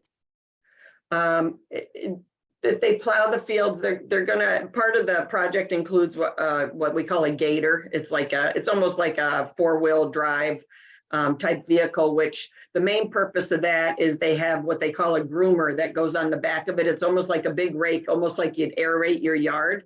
And what that does is move the infill around, because you have to keep the infill kind of maintained, especially at the mouths of the goals, like in front of the soccer goal, where there's a lot of activity, it gets moved around, and you want to maintain that, because obviously that's part of the cushion for the athletes. So this groomer just helps them, move that infill around. But what they're also going to get is a small plow that goes on the front of that they'll push snow off the field, but it won't go outside it'll be pushed onto the track. It won't be outside the field if they do it at all. They haven't really made a decision, but I think they're going to get it, just in case you have that Thanksgiving Day game that it snows and they want to at least clear off the yard lines or something along those lines. They definitely have those. I Yeah. sat through a couple. Okay, so do we actually is there a snow storage plan that we need, or? Lori, We you just coulda- mentioned to describe it, but are you saying we're looking for a plan?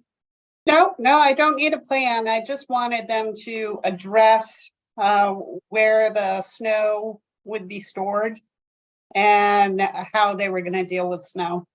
So these comments can pretty much be addressed with narrative, Got it. mostly. Okay, Perfect. great. Okay. Next, the ADA compliant walkways. So any thoughts on that? Just whether the path from the designated ADA parking spaces to track and field is ADA compliant? Yeah, just so you know the history on that. We're going to go back and evaluate it, and there's probably a good chance the parking, that area is going to have to be revamped a little bit, only because we initially, I'll go back to that area, back a few plans. We were initially indicated that the town meeting had reworked that area to provide handicap parking. So we kind of hadn't looked at it because we felt the spaces had been, recently done, but we're going to go back. We're going to have to go back, and we know there's a couple trouble spots that we're going to have to revamp this area a little bit. So that will be done on the plans. And all the walkways and such, I've told this to Lori, will be ADA compliant. We provide a detail that specifies it. It's in our notes to the contractors, and we'll check it on site. And if it's not made, if it doesn't meet it, then it gets redone. So.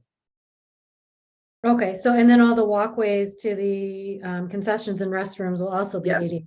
Correct. Okay, up to this point, board members, any additional thoughts? Okay. So moving on here to the erosion of existing asphalt walkways. So all of that, just in terms of the repair. Lori, I just wanted to check with you that you were talking in this area. Can you see that? You got it. That's exactly the area I'm talking about. It looks like Okay. there's an area of washout along the asphalt Yeah. walkway. It Okay. needs to be addressed. Yeah, it probably needs some sort of berm to. Yeah, curb. Well, it appears they're driving over it, the maintenance. So we'll either bump the radius a little bit, and put in a curve, or, we'll address that. So, okay. Okay, so the purpose of the new proposed storage facilities. Okay. I'll speak to Yeah. that. Yeah, as we talked before, we showed you the picture of what it looked like. And I think I deleted it, or I didn't delete it, but it's gone from my pull-ups. Basically, it's sports equipment. It'll be hurdles, pads, anything like that the athletic department needs. They do have some existing buildings over there, which I think we're going to try to get painted to kind of clean up and make it all look nice down at that end. But the whole intent is to have everything down at that end. It'll be like, lacrosse nets, balls, anything like that they have. And that's where it'll all go. The groomer, all those things for the turf field will all go in that storage bin, in the storage building. So are they going to be able to remove any of those storage containers? That's So their The plan tractor is, trailer containers? yeah, there's one way up here. And I know there's one back, I think there's another one somewhere, but there's a couple of them on site.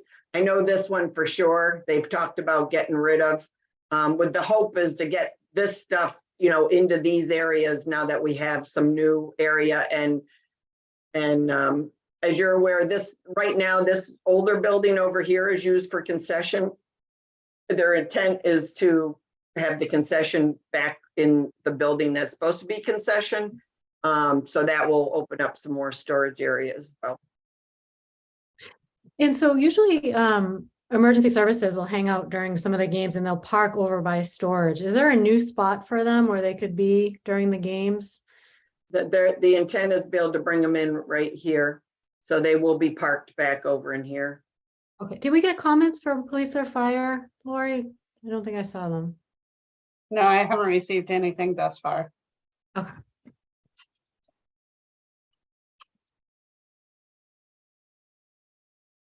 Okay.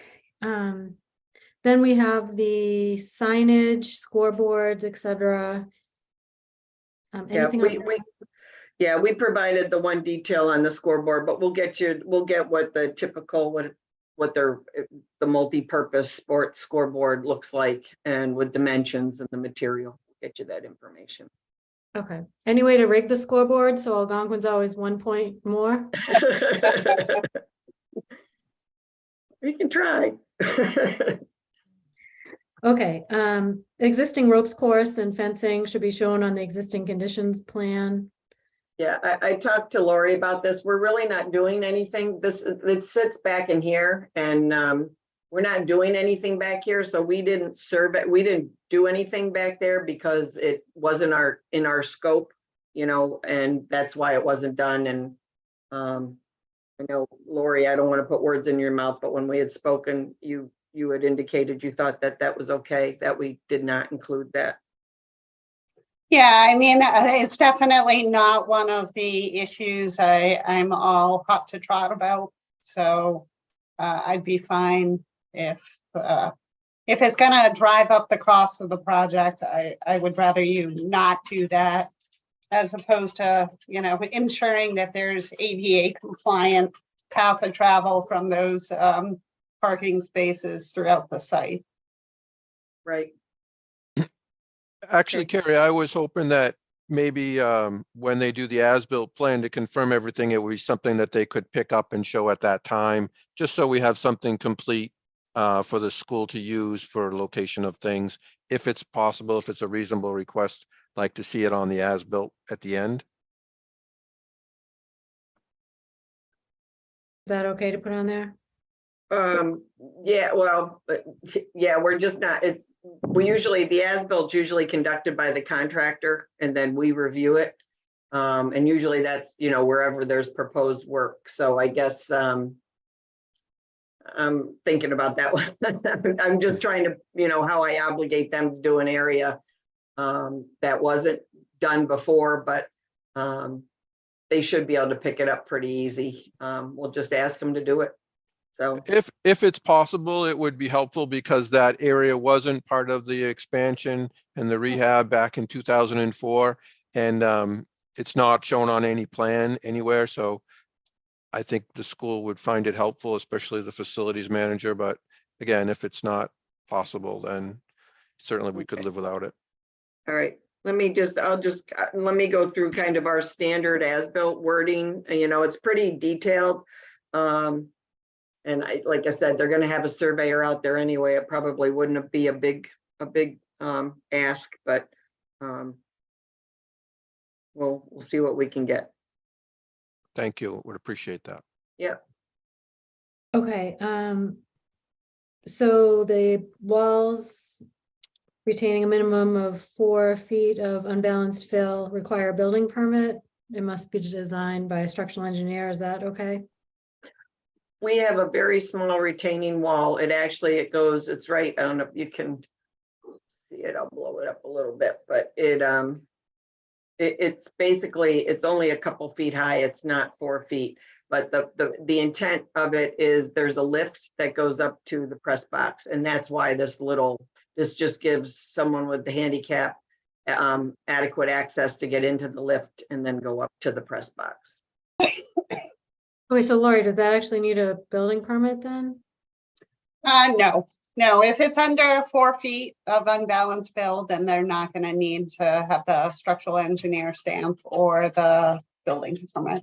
Kind of a condition of approval that I put in every single decision, just in case something changes.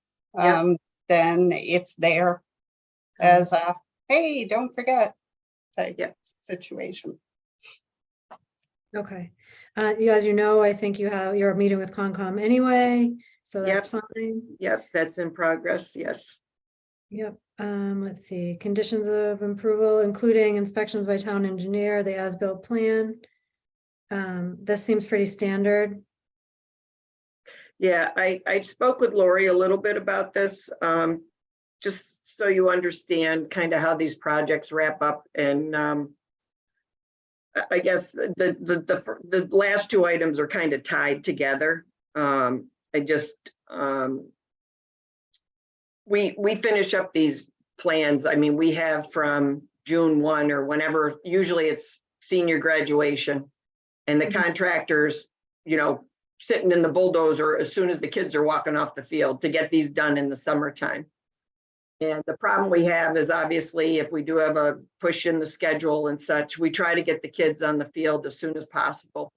And what we usually do is provide a letter of substantial completion, that the field meets all the requirements, the track would meet all the requirements, and pretty much, ask the town or, the school district to provide authorization to, or we give authorization to the contractor to allow the school to use the field before the as-bilt's done. Obviously, the as-bilt's the last thing that gets done.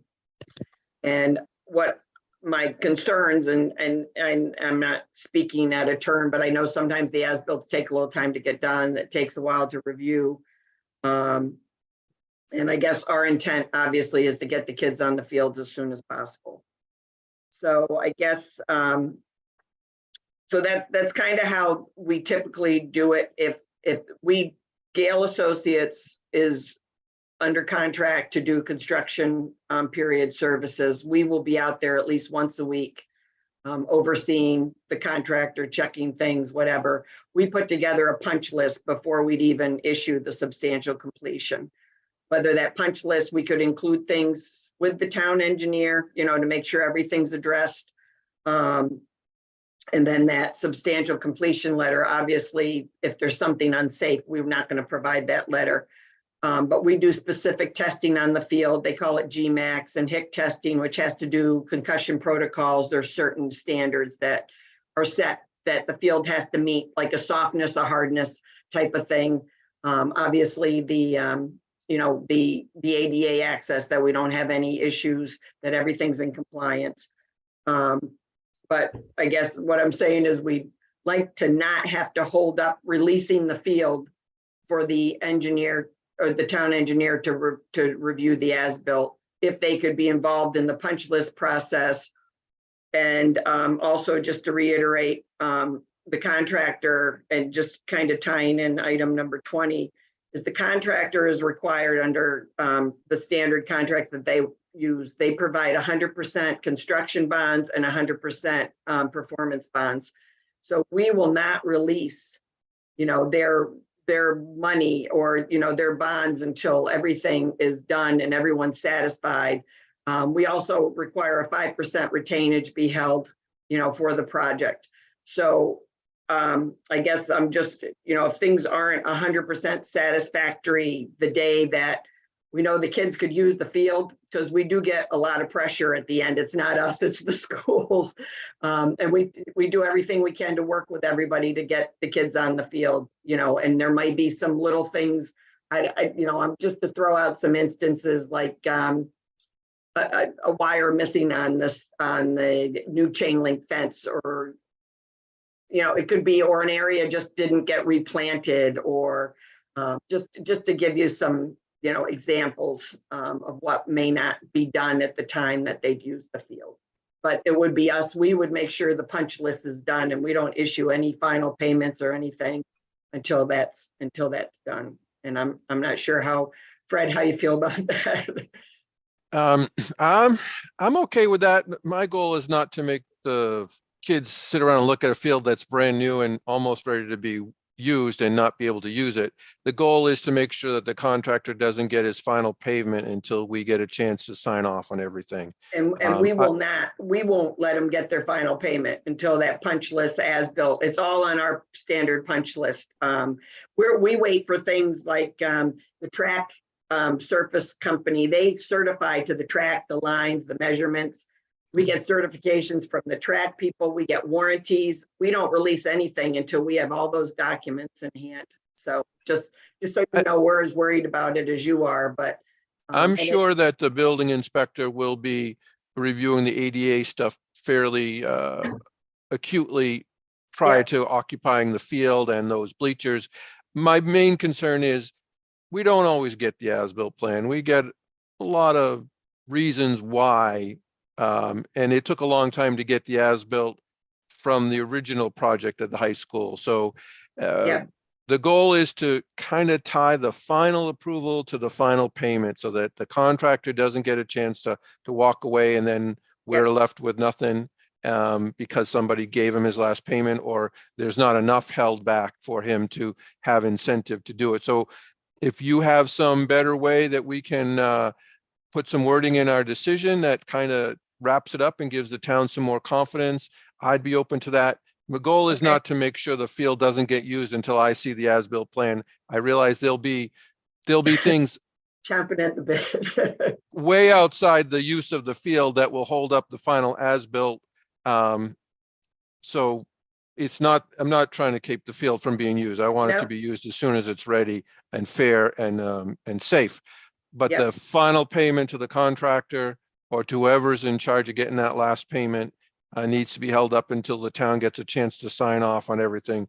I quite often will work with the building inspector on other site plans and stuff where we have a similar condition, and the building inspector can issue an occupancy permit as long as I've had a chance to talk to the developer or the contractor to say, I still need this, you agree to give it to me. I will recommend that the building inspector issue not hold up the occupancy permit in lieu of the as-built plan, and we work together, but we get some commitment from them at that time that they're still going to give it to us. And usually they do, almost always. Right.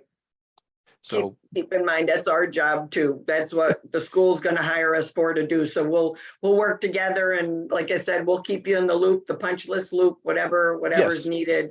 I'll give some thought to that and how we can, just make sure. But obviously, Lori, when you do your conditions, make sure as-built plan prior to final payment, and it'll be right in there. We include all the permits in our bid docs, and make sure the contractors are aware of all the requirements, including the as-built requirements. So just, I know you guys haven't really worked with us before, and but we'll make sure it gets done. we would typically, for a project that's not a town project, we would have an earthwork permit, and there's a bond associated with stabilization of the site and making sure that it's all buttoned up. And that money is held back until the as-built plan is submitted and approved by myself. So, but where we're not going to ask you to post a bond for construction because it's a town project, we're looking for some other way to make that condition still pertinent to this project. Okay, sounds good. Understood. Thank you. Thank you. Laurie, does that jive with you as well? That logic?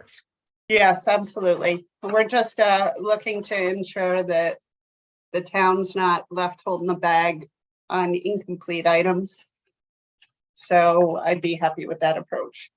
If there's wordsmithing that's needed, then totally open to that.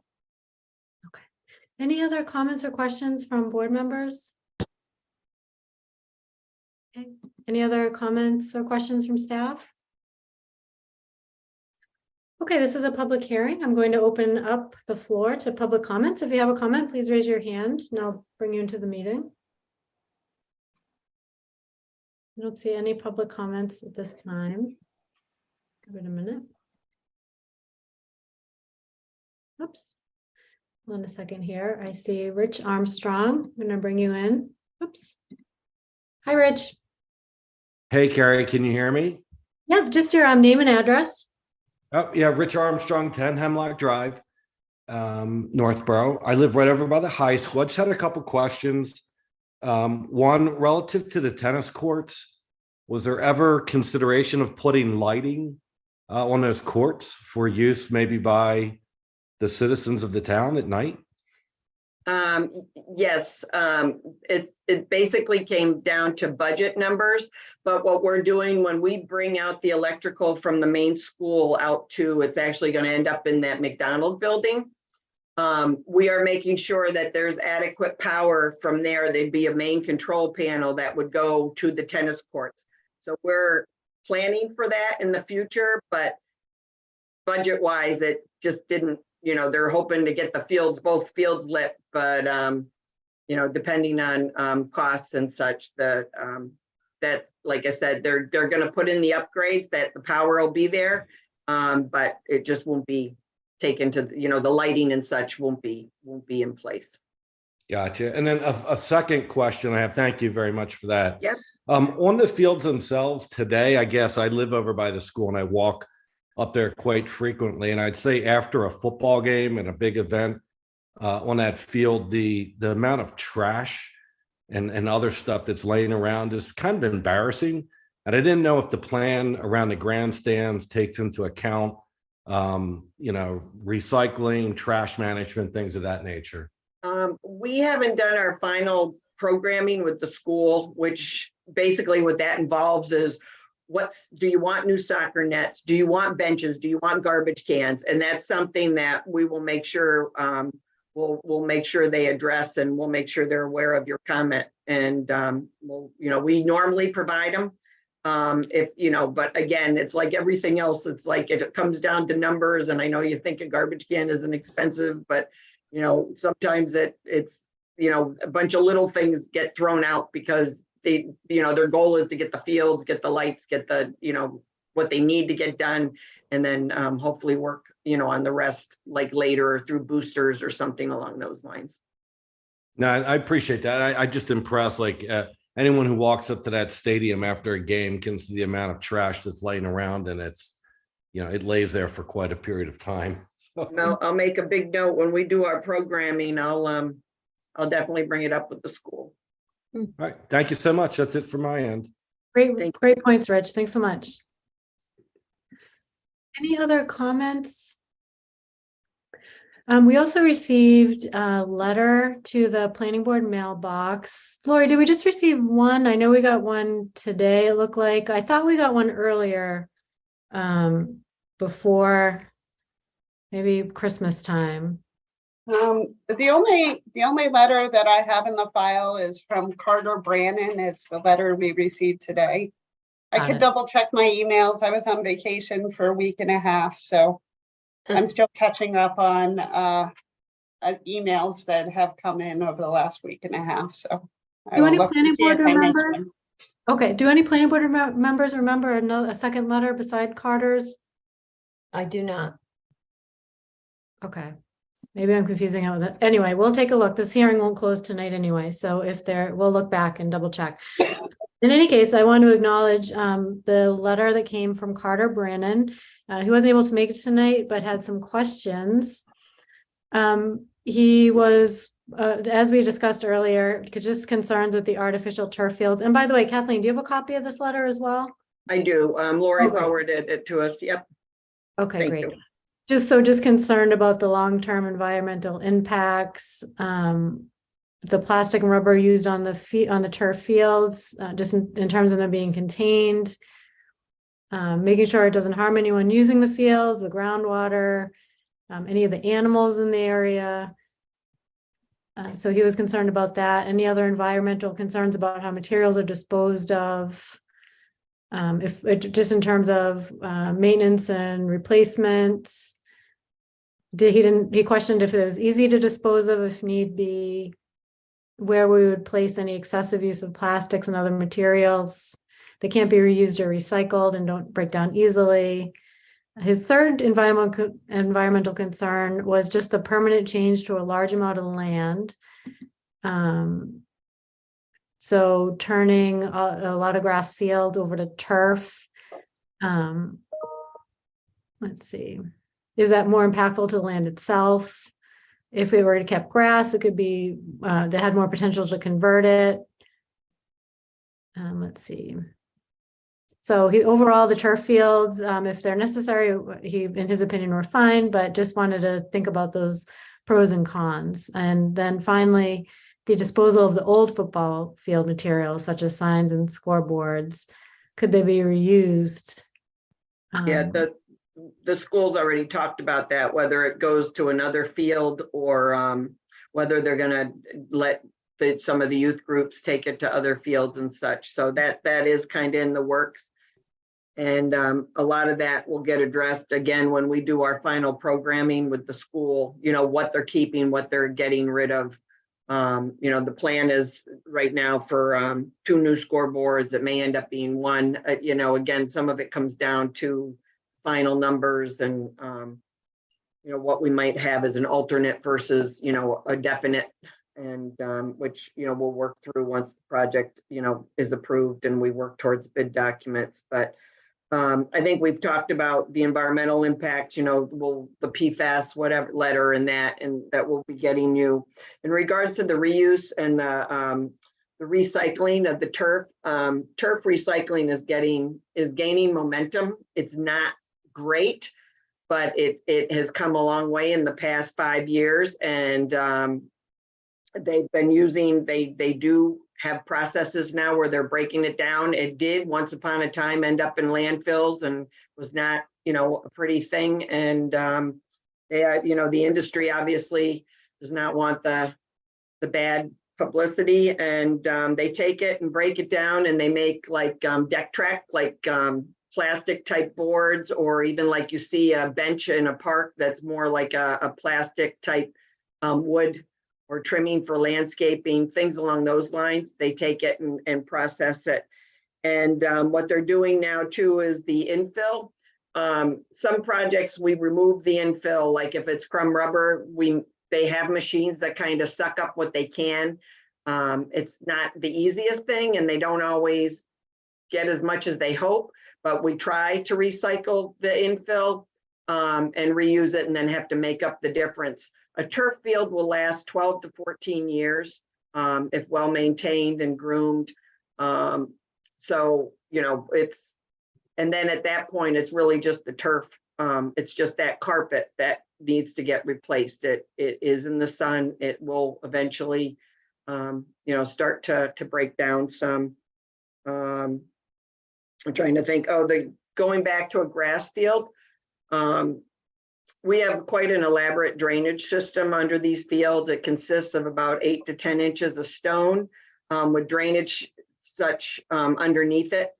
If this could be converted back to grass in the future, we've done actually elaborate grass fields that have very similar under drain systems to, you know, provide dry fields and such. So you know, the area, could it go back to grass? I guess, yes, it could, with a really nice drainage system underneath it.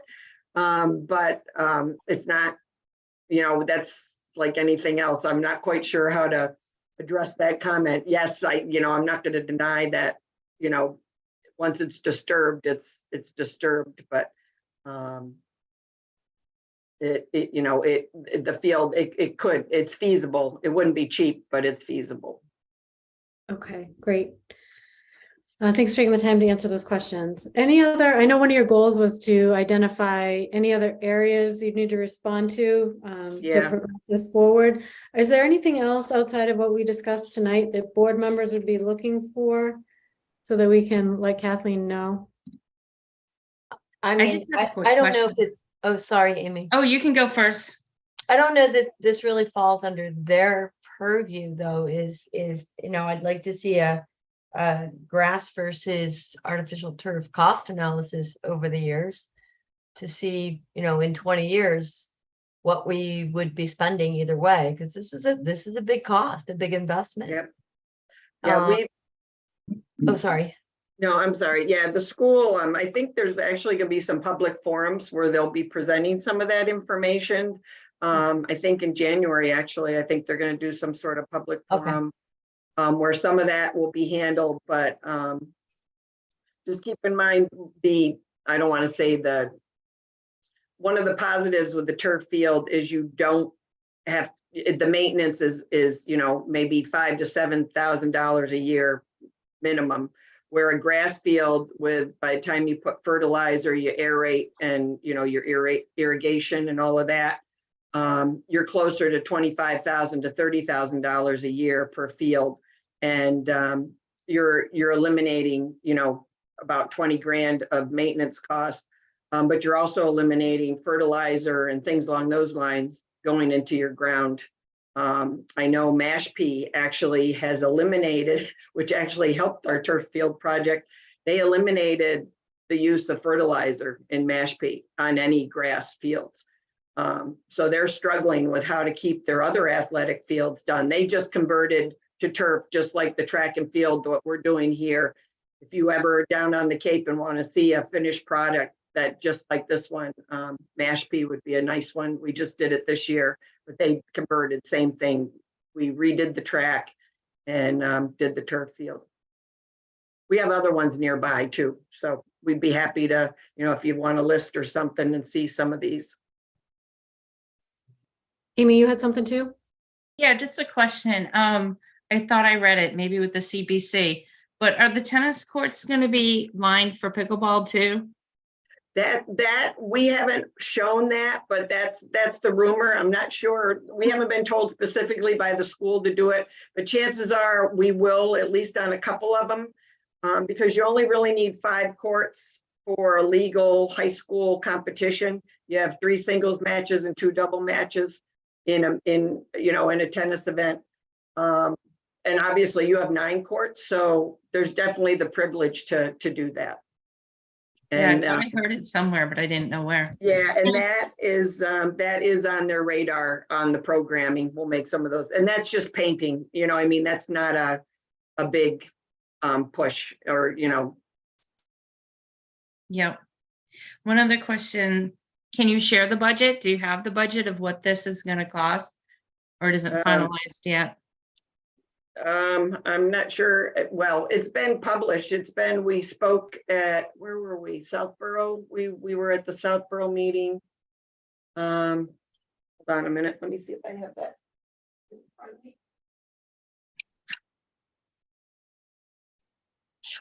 Like I said, I know there's going to be, I guess we didn't give the cost. I spoke at the town meeting. I guess it was last year.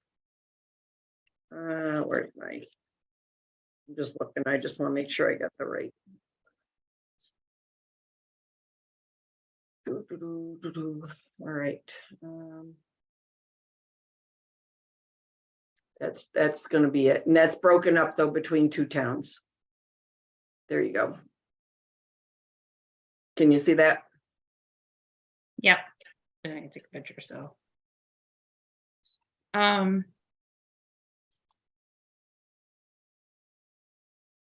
One there other is a question web- is, I'm it would be sorry. more for conditions when the planning board approves it. I think right now the fields have lights out at 10 o'clock. And I don't know if it's been discussed, but I was wondering if lights out is still going to be 10 o'clock with all the new lights. That would be, up to you all to dictate that. But I suspect it probably would be close to that. The other thing that's nice with these new lighting, they have actually a little bit lower lights that are down on the poles. So sometimes you can turn the light, the big lights off as soon as the game's over. But the lower lights stay on enough that people can get out, and the walkways and such are lit that people can get out to the parking lot, but you don't have the big lights on, that could could impact the neighbors, but I don't think the neighbors are gonna see the lights. Is there security lighting for by where the storage containers are or anything, the concession stands or anything? Yeah, there'll be site lighting around, yep.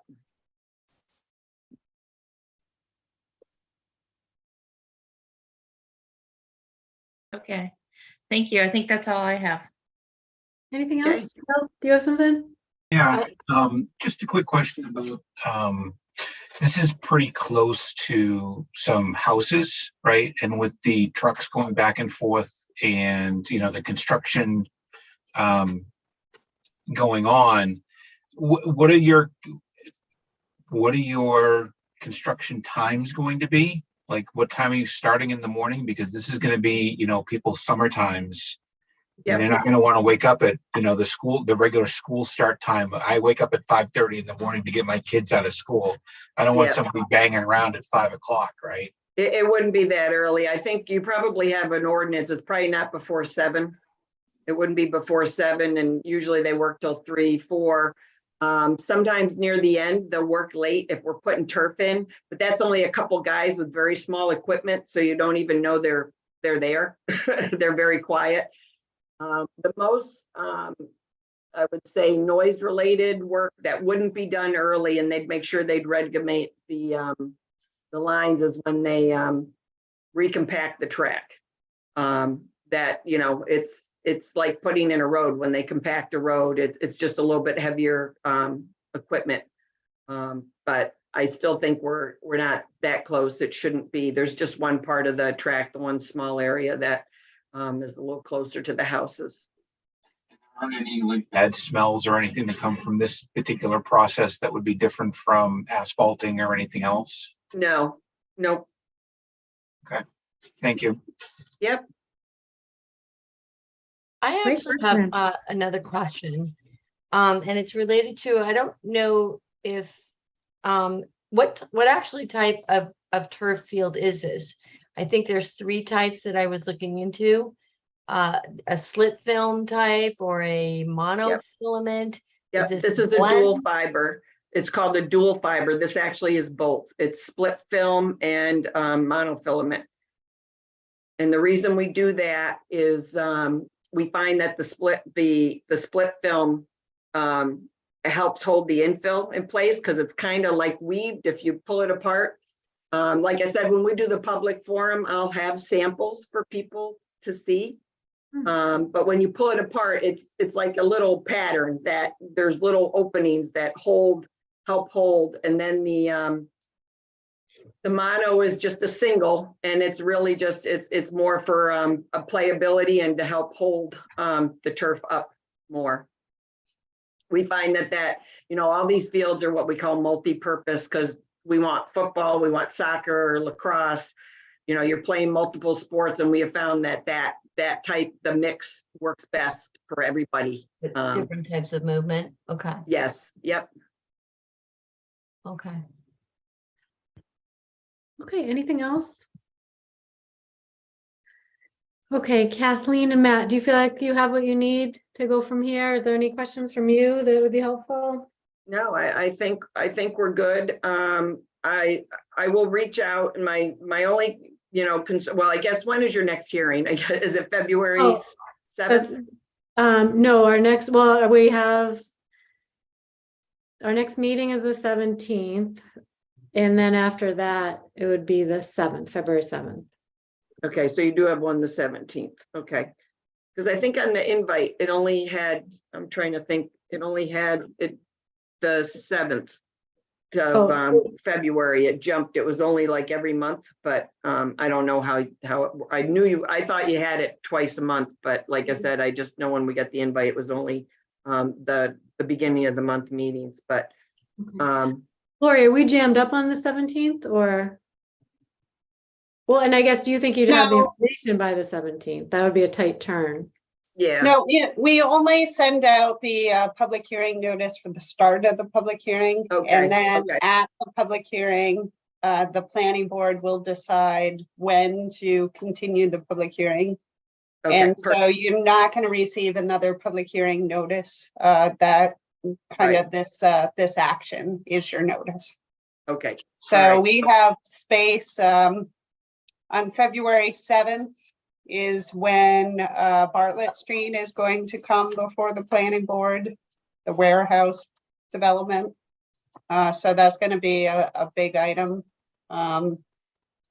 So we have, that's the only thing that I have for that agenda right now. On the 17th, of course, we'll have the public hearing for the zoning.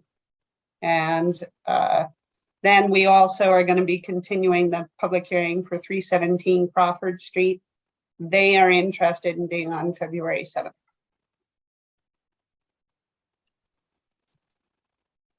I guess, I mean, I think I have to check with Weston and Sampson and that on, you know, how quick we could get their response on the, you know, making the site specific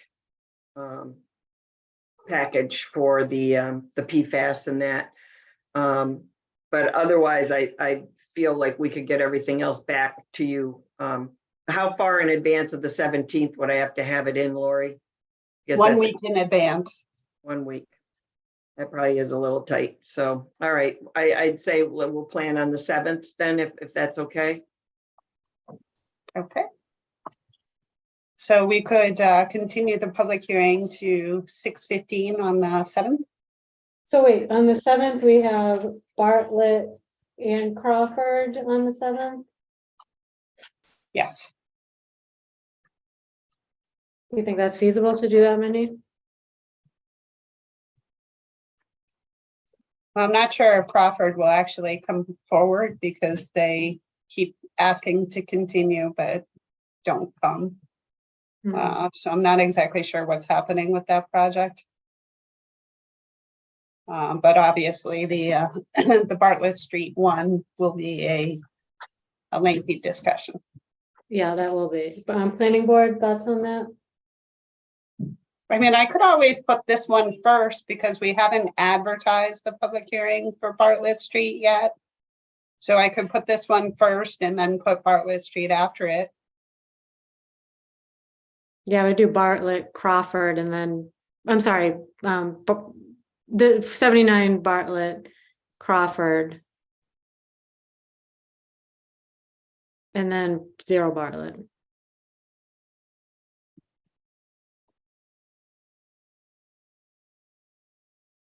I think that works. So 6 p.m. on February 7th. And we need to get you everything 7 days in advance. Correct. And in terms of the review, is that something that's pretty easy if it's already with Weston and Sampson? Yeah, yeah, I just need to talk to them before I, you know, I mean, that's the only thing I'm not sure because it's not me, you know what I mean? So I guess if there's any issue, I'll contact Lori. But right now we'll shoot for the 7th. Everything else I feel like we can address. And like I said, we do have the Concom hearing on the 12th. So hopefully that's all set. I think we've talked with them quite a bit and I feel comfortable that we can address these items and have them in time. That's the only, like I said, that's the only one, only because I just don't know their schedule and availability. So. Okay. All right, then if there's no further discussion, is there a motion to continue the public hearing for 79 Bartlett Street site plan approval to February 7th at 6 p.m.? So moved. Second? Second. All in favor, Bill? Aye. Amy? Aye. Millie? Aye. Anthony? Aye. Carries an aye. Okay, great. So we will see you back soon. February 7th. Right. Thank you, everyone. Have a good evening. Thanks so Thank much. Thanks, everyone.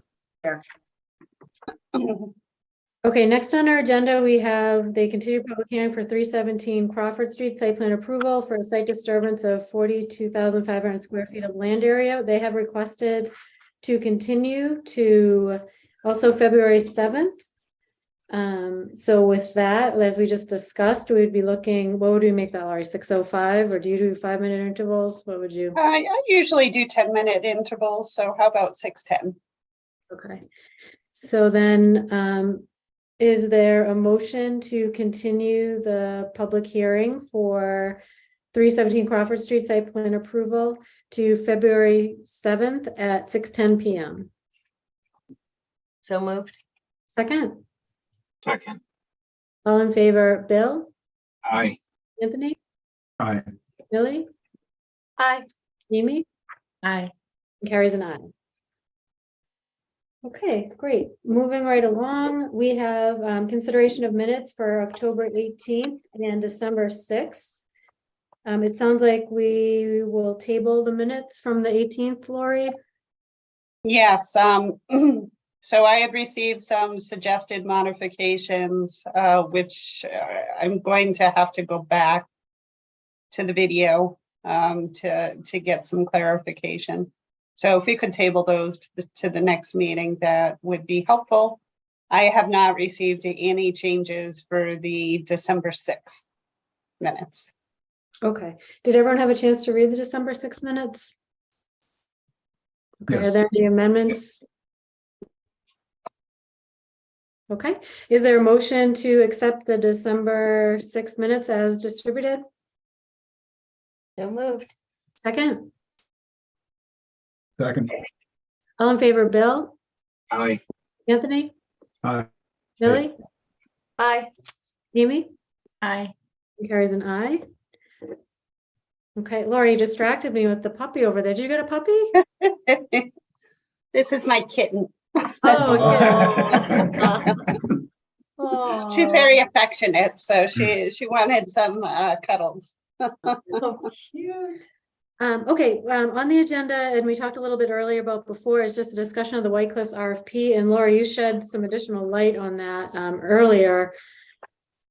Any other board thoughts or comments on that one? I know it's up for a bylaw as well, but just in terms of it sounds like relative to the bylaw proposal that really all we'd be doing is opening up for business use. Otherwise, the 40B is a whole separate beast, has nothing to do with our bylaw amendment.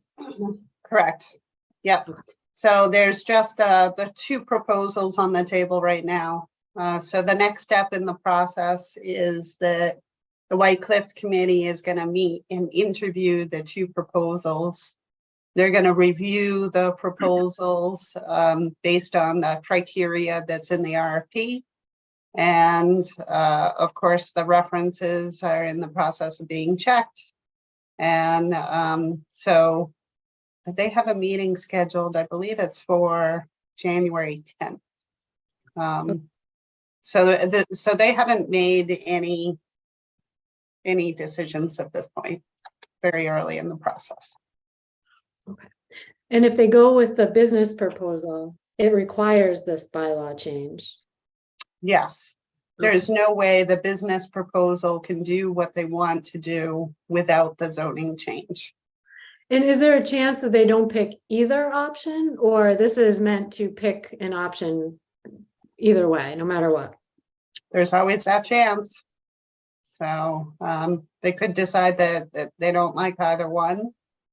I'm not sure how likely that will be. But when working with committees, I believe in never say never. Mm-hmm. Okay, any comments from the board or questions on the RFPs or what that means for our board at all? One thing I noticed, and I haven't checked, I was going to, but maybe you have. The business one has a lot of different uses. Did you check the business east zoning to see if everything they applied for would fall under that? Yeah, so they didn't provide a lot of detail into specific types of uses. It would kind of like they had office uses, and they had mentioned a brewery, and they had mentioned event venue, and they had also mentioned possibly like some sort of retail, and all of those uses would be allowed in the Business East District. Okay. I guess as far as my point of view, I don't know if I would approve or recommend going with the business uses if that wasn't the use chosen by the White Cliffs Committee. In my opinion, I would leave it as is if they don't pick that one. Because why change it when we don't know what's coming forth? That's a valid point. I think that, you know, we still have time. Yeah. So the White Cliffs Committee is going to meet. They're going to do their due diligence, I assume, over the next couple of months. So it should be clear, well in advance of the town meeting, which proposal they prefer. And so I think we can assess in the future. I don't think any decisions should be made tonight. Because like I said, if they end up going with the 40B proposal, it doesn't matter what it's zoned. They can go forward under any scenario. So, well, why go through the headache of rezoning it if that's the reality? Right. So worst case, our options could be to withdraw before the warrant's printed or just vote to pass over at town meeting. So those are our options. If we put it in there and for some reason decide this doesn't make sense, is that what our parachute Yes, is? I'll have to double check the deadline for the warrant. Fred, do you happen to know off the top of your head the deadline for the warrant? I thought they said that it was in March, the very beginning of March. The warrant closes in March, but the we're supposed to get our stuff into John, I think in February. So he can do the draft, and then the selectmen they hold one meeting to discuss it and another meeting to close it, so. I know that we have some ability to make changes after the warrant has closed. So I'm sure they would not be happy if we added a new bylaw article. But if we were just eliminating something that has already been fully vetted, then I don't think that would be a problem. And I think that's hopefully correct. we'll know before the warrant closes. I think I'm sorry. I think that's correct. I think you can modify one once it's on the warrant, but you can't add another one to it within that time frame. Okay. And Bill, you have something? Yeah, Lori, two things. One, you mentioned earlier that the zoning change is in the RFP. So if we don't make this zoning change, are we out of contract? Can they then back out saying, well, you didn't fulfill your obligation as part of the RFP? Well, if the business proposal is the one that the White Cliffs Committee wants to go forward with, then I would strongly recommend going forward with the zoning change. If they decide to go with the affordable housing proposal, then like I said, the zoning is moot. It really doesn't matter.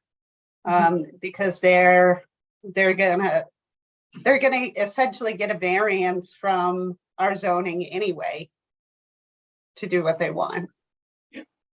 And then my other concern here is that I'm assuming that the White Cliffs sell, right? The warrant that will be selling the White Cliffs to whichever one they decide to go with is a majority vote, but the zoning is a 2/3. And after being part of a few town meetings, I know that 2/3 majority can get a little tricky.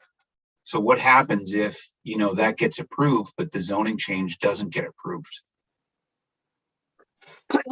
If the zoning change doesn't get approved, then, if the business proposal is the one that the White Cliffs Committee and the town want to go with, then it's going to be impossible unless the zoning is changed. So they're not going to be successful. So the town isn't going to be able to sell it to them or convey it because they're not going to be able to accomplish their vision. Unless they were to seek a variance though, right? Because that's what's been operating effectively. I suppose so. They could go for a use variance. I mean, they don't meet the criteria, but if we're being honest about a use variance criteria, I doubt they meet it, but. Well, actually, I don't know if they could because it wouldn't, well, they might have to, wouldn't be under a grandfather because it hasn't been used that way. So it would be a new application for a use variance there. But yeah. Well, I suppose their application could be that they were told that the zoning was going to be this, and it wasn't approved, so they can't, you know, they have a hardship because they can't make the renovation, the revitalization of White Cliffs work unless they're able to follow their approach. Yeah. So they could make that argument. Yeah. But that's still not the criteria for a variance. That's only one of the three. I would not prefer that approach. I would prefer the town meeting approve the I know, zone but change. like you said, never say never. That's a conundrum. Bill, thanks for that would be that. very awkward for the ZBA too, to know that town meeting denied it and then they went ahead and approved it. So that would not be the ideal approach at all. Is it typical for this kind of RFP to only have a option between two different, to only have two options? Like, it just doesn't seem like a lot to choose from. It seems like, would we typically see more in these types of things, or this is? Well, White Cliffs is kind of a white elephant. So, you know, it really does vary.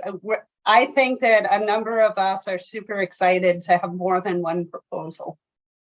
So that was the fear, that there would be no proposals or maybe only one option to choose from. So the fact that we got 3 was very exciting to me. In another situation, if the building was a lot younger, if it were in better shape, then if it were smaller, then I think that we would definitely have more options. Okay, does that make sense to everyone? Any other questions on that one? I just have one question. With the White Cliffs committee meeting, are they going to open it up for public comment as they make their decision? I don't think so, but I don't know for sure. Just seems like such a big decision that a lot of people in town are very in tune with, that for a 5-member board, or I don't know, even know how many members are on the board, to make the decision for the rest of the town. Well, then the next meeting is going to be the interviews. So, you know, that is what it's going to be about. So I don't think that they're going to allow the general public to ask interview questions of the 2 possibilities. Oh, okay. I don't think that would really be appropriate. No, I just thought when they make their final decision, if both applicants were viable, does it come down to the White Cliffs committee to make the decision on who goes forth to town meeting, or is there public input, or does it go to the Board of Selectmen? I just didn't know what the process is. There is going to be some information that's going to be confidential, like the financial records of the 2 potential applicants. So I don't think the general public is going to be privy to absolutely everything that is going to be considered by the White Cliffs Committee, particularly the financial records.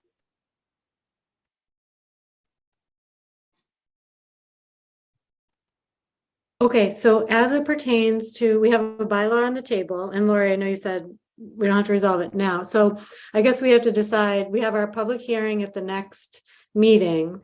So it sounds like what we could do is just bring it forward as we have it written, and just take public comments and have further discussion then, and see if there's anybody who has input to that, or let the public weigh in, or do we want to keep it, pull it? Thoughts from the board? Definitely wouldn't pull it at this point. Yeah. So Lori recommends keep it. Yeah, I think Sound reasonable? All right. Yeah. Okay. That makes sense. As part of the public hearing notice, do we actually distribute all of the bylaw, like we put in there all of the bylaws so people will know what we're talking about, so that if they are interested in the White Cliffs topic or bylaw or anything, that they can kind of read and see what's showing, or what goes in the paper actually? So the public hearing notice is pretty succinct.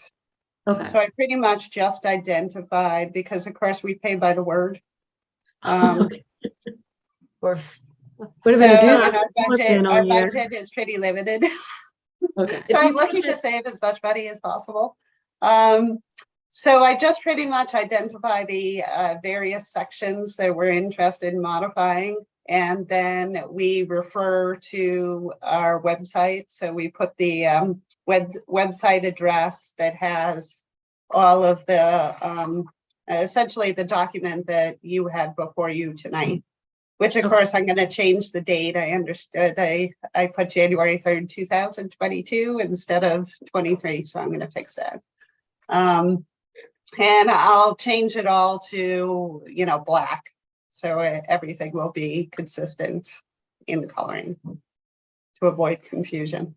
But yeah, so that pretty much is what people will be able to see. Okay. So that's okay with the board at this point? We'll keep it as is, have a public discussion about it, let public weigh in. Okay, it seemed like otherwise coming out of our joint meeting with the ZBA, just getting back to our bylaws, there seemed to be no real issue. I mean, obviously Fran wasn't there to speak to any rebuttals to her specific questions, but I didn't see anything that was significant coming out of those questions. Did anyone have any concerns or reasons to change things? The one thing that we didn't go over that was in Fran's letter, and I'm happy to change the wording. It is a little awkward. It had to do with the wording of the driveway, the 5-foot driveway. So why don't we just change that word? Not use, maintain. We could use, let's see if I can find it. No driveway shall be installed within 5 feet of a side lot line. Is that okay? Yeah. Yep, installed Or or it could be constructed. placed, constructed, installed. Which verb do you like best? Anyone have a preference? I don't personally. I don't either. No. Either one, constructed or installed, I think are appropriate. Okay. We're I doing will pick installed. Okay. We're good? Installed? Okay, and I know we had, I forwarded to the planning board some comments from Doug Stone on this one, which I think we can address at the public hearing, just as something that came through as feedback on that. So we'll save that for the public hearing. Anything else? And obviously we got to get to the groundwater thing in a minute, but just in terms of what we went through tonight, it looks like Fran also had a question about the Mullins rule. Yep, so that's already gone to town council. So that was the guidance I received from John Kader, is give it to town council and see what he says. Got it. Okay, we got the other question, did we not talk about this? I'm not sure we did. The utilities underground. Oh, we talked about that. You could simply, yeah, we did talk about that. Okay. And those are usually, she mentioned Route 20, but the utilities we're talking about usually are from the street to the house.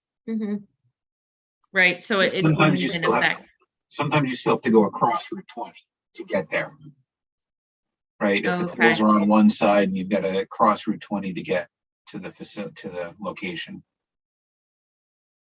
Yeah, so if they're not gonna, if Mass DOT isn't gonna provide them with a road opening permit for them to be able to disturb Route 20 in order to put the conduit underground, then that would be a perfect example of them asking for a waiver and the approval authority granting the waiver.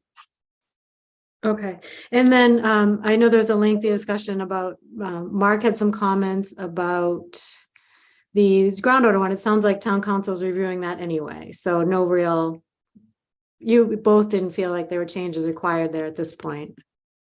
No, what we were trying to do is we were trying to be consistent with the way that Fred and Kathy and, you know, others, building inspectors throughout time have interpreted this regulation.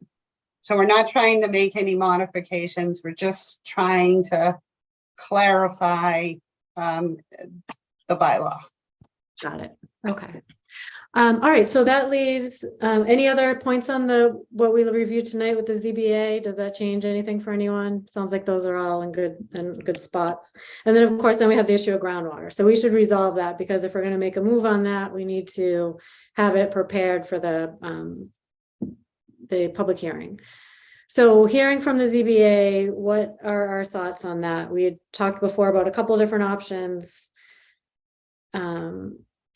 So either we do nothing, we move forward with dissolving, we change the makeup, or we build some sort of threshold. And I think, Lori, we talked last time about a possible threshold. Is there anything that you happen to see anywhere of anybody creating that kind of threshold that would make sense? You know, I think it's just kind of what's reasonable. You know, Fred and I are doing the reviews in advance to when you folks do the reviews. So I feel comfortable with us telling you when we don't feel comfortable with our own expertise. So, you know, like for traffic, I tell you right now, if it's something small, then I don't feel like it needs a technical expert. I think that, you know, Fred and I can handle it. However, if it's a giant, you know, warehouse, FedEx facility, then no, I don't feel comfortable with that. So absolutely, that's something that I would farm out to a technical expert. And the same is true with the turf playing fields. So we let you know that we didn't feel particularly comfortable with the PFAS on our own. And we thought that it was worthy of a technical expert. So if you folks could kind of trust like the chair and Fred and I to make that call. So, you know, Fred and I will make the discussion, and then I could reach out to you, Carrie, and say, hey, this is what I think. I think we're going to need a technical expert on this. I don't think we necessarily have to articulate that in the bylaw. Okay. We could just kind of agree that that's what we're going to do. I mean, would we need to put it in rules and regs or anything, or not even that? So the people understand, oh, 53G is in the rules and regs, but not specific, like how we approach it. And maybe we don't want to be that prescriptive. I think it really depends on the particular use. So there are some uses that are more harmful to groundwater than other uses. So like if, for example, it was a certain manufacturing facility or a research and development facility that was using heavy quantities of, you know, kind of like what we went through with 30 Forbes. In that case, Fred felt confident that he had the expertise to do that review. Okay. So what I'm hearing from both SPGAs is that everybody universally appreciates and values Fred's letters. So period, we know that. But it does seem to be happening on both boards where there's a duplicative process built in with the groundwater committee that may not be producing what maybe it was once built for at the time, and just it has created sort of some contention. I can't speak for the ZBA. I don't think they brought up contention with their own board, but I know we get that. It sounded like I heard that message a little bit from them. So thoughts on what we heard tonight coming from the ZBA, how that, does it seem to be in line with our experiences or? I mean, it sounded like Paul pretty much agreed with what you were saying, Carrie, that, you know, it is a redundancy that, you know, we want to try to bring in business and, you know, make them feel as comfortable as possible in the process. So, let's streamline the process as much as we can.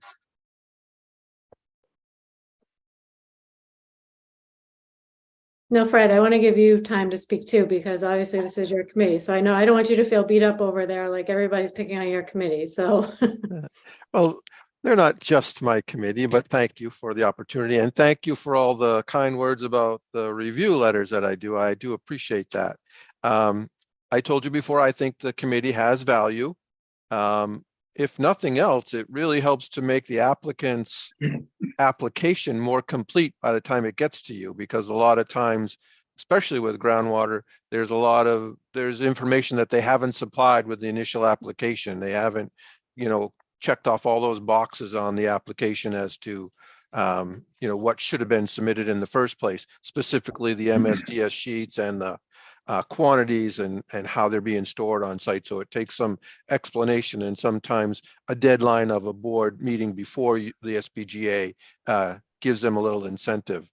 The other thing I wanted to point out was that I had been asked to go back and do some research about when the committee was created.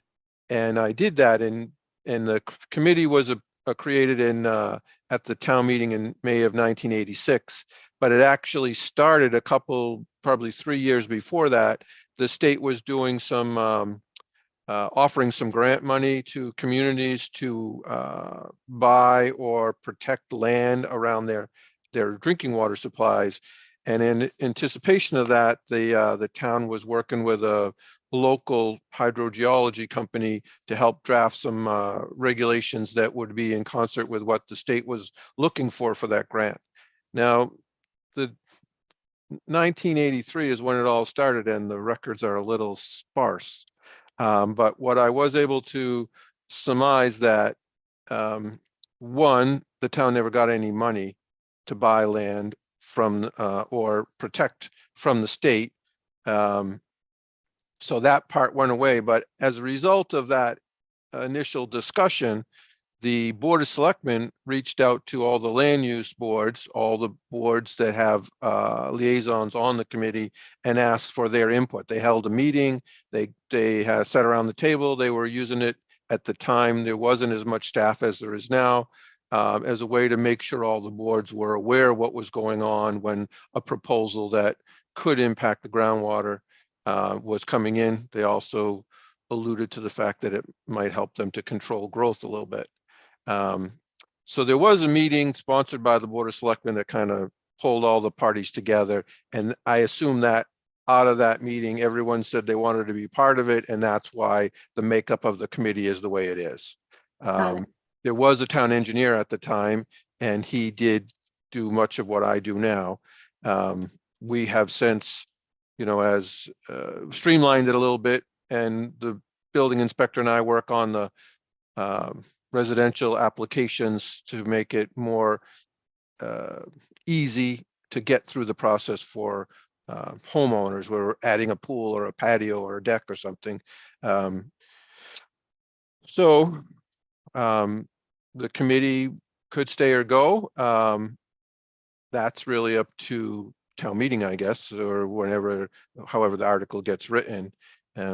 I would point out that Lori had asked what the dates were, and I found in my records that the articles are due to the town administrator on February 3rd.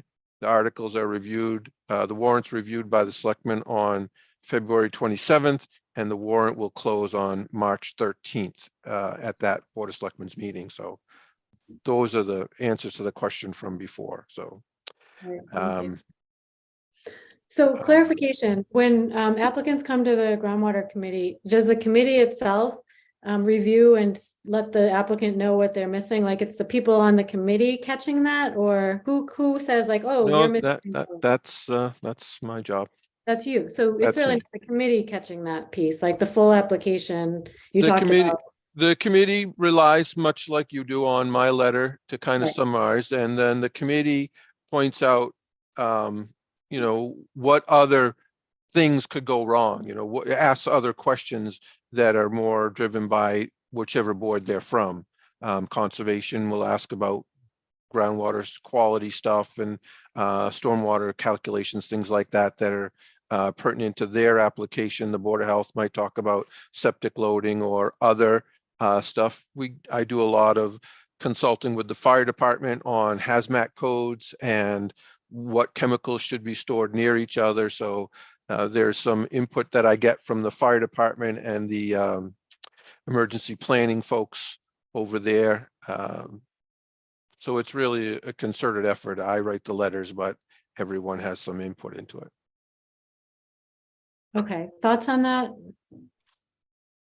I just had, while I was on the board, I don't know if there was any input from the Board of Health, because a lot of times we approve things before it goes to the Board of Health. They do the Title V afterwards.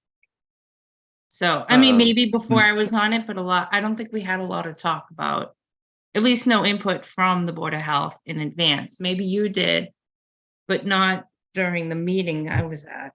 Well, the Board of Health has their own regulations that they oversee. It's more, the Board of Health person has been helpful when it's a restaurant. Sometimes there are questions around restaurant uses that come up, and the one person, I don't know if she was on when Amy was on or not, was actually a Board of Health agent in another community. She did restaurant reviews and inspections. She knew what to look for, and she knew what questions to ask about the operation of the business, and that was helpful.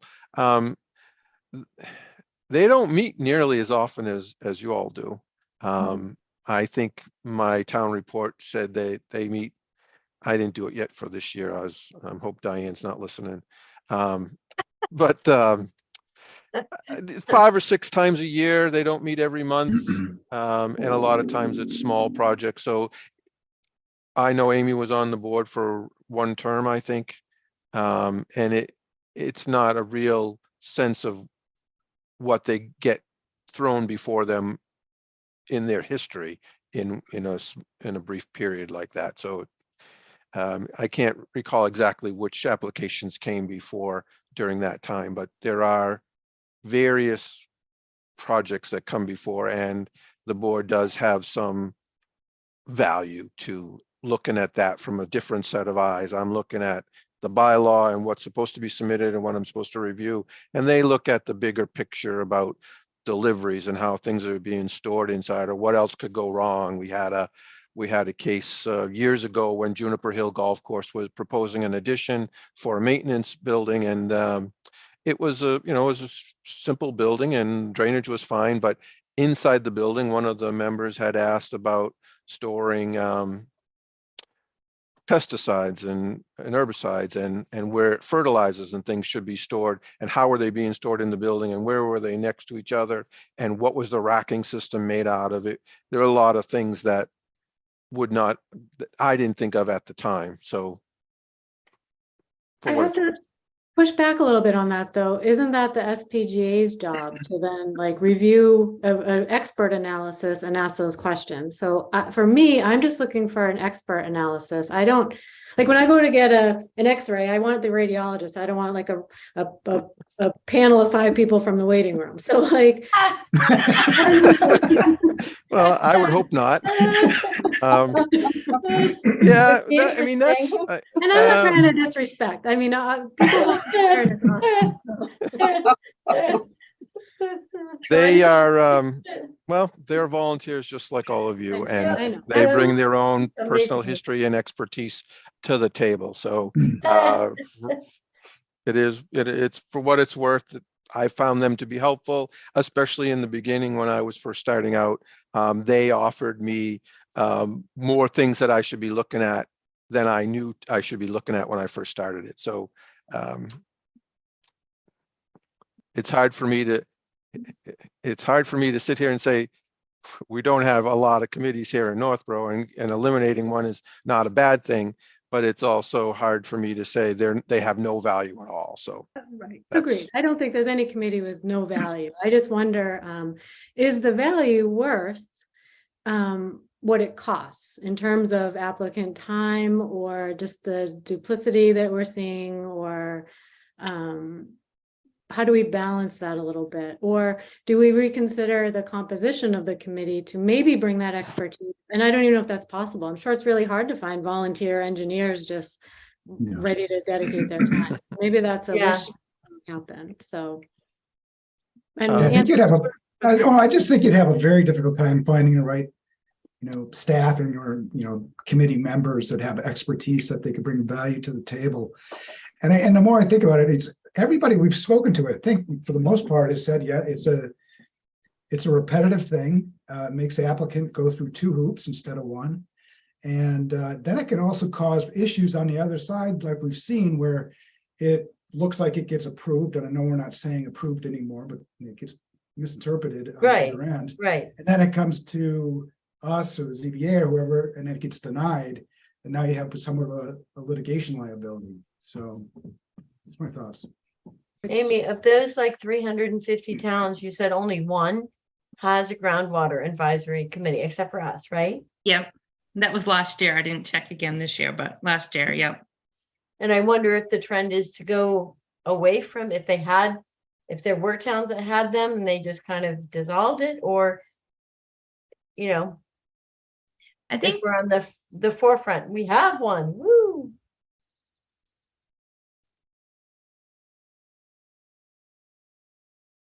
I don't know Yeah, I know. what towns have done in the past, but I just know that that one town had it. Yeah, I mean, I feel like certainly if some of the larger towns don't have one, that might be a good indicator that it's not as significant in their town either, in that sense, not either, but. Yeah.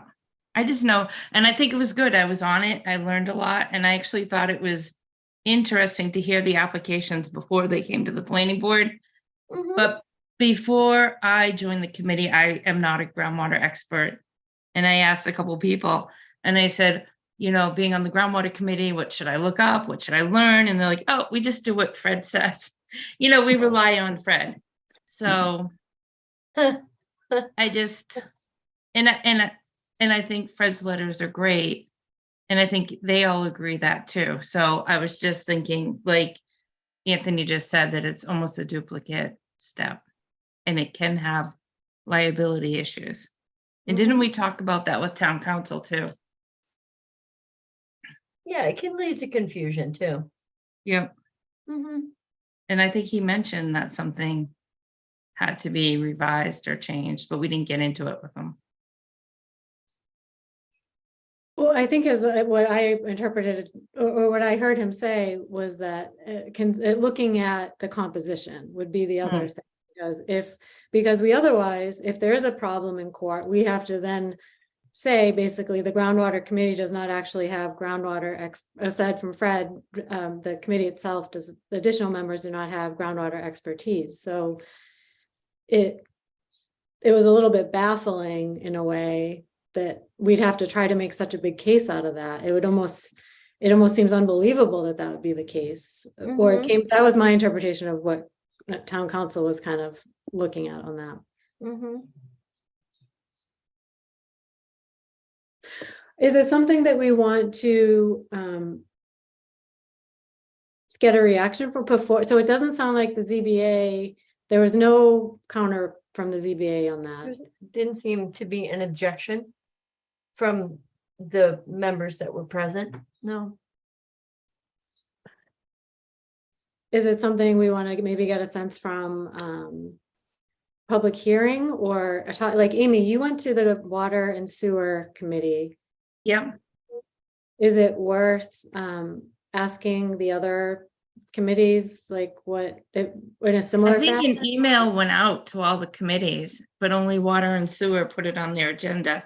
And they were great. They were talking about the water fund and like 20 years ago. And that's probably what Fred was talking about with the state. They didn't know the beginnings, but they thought probably around the time of the water fund.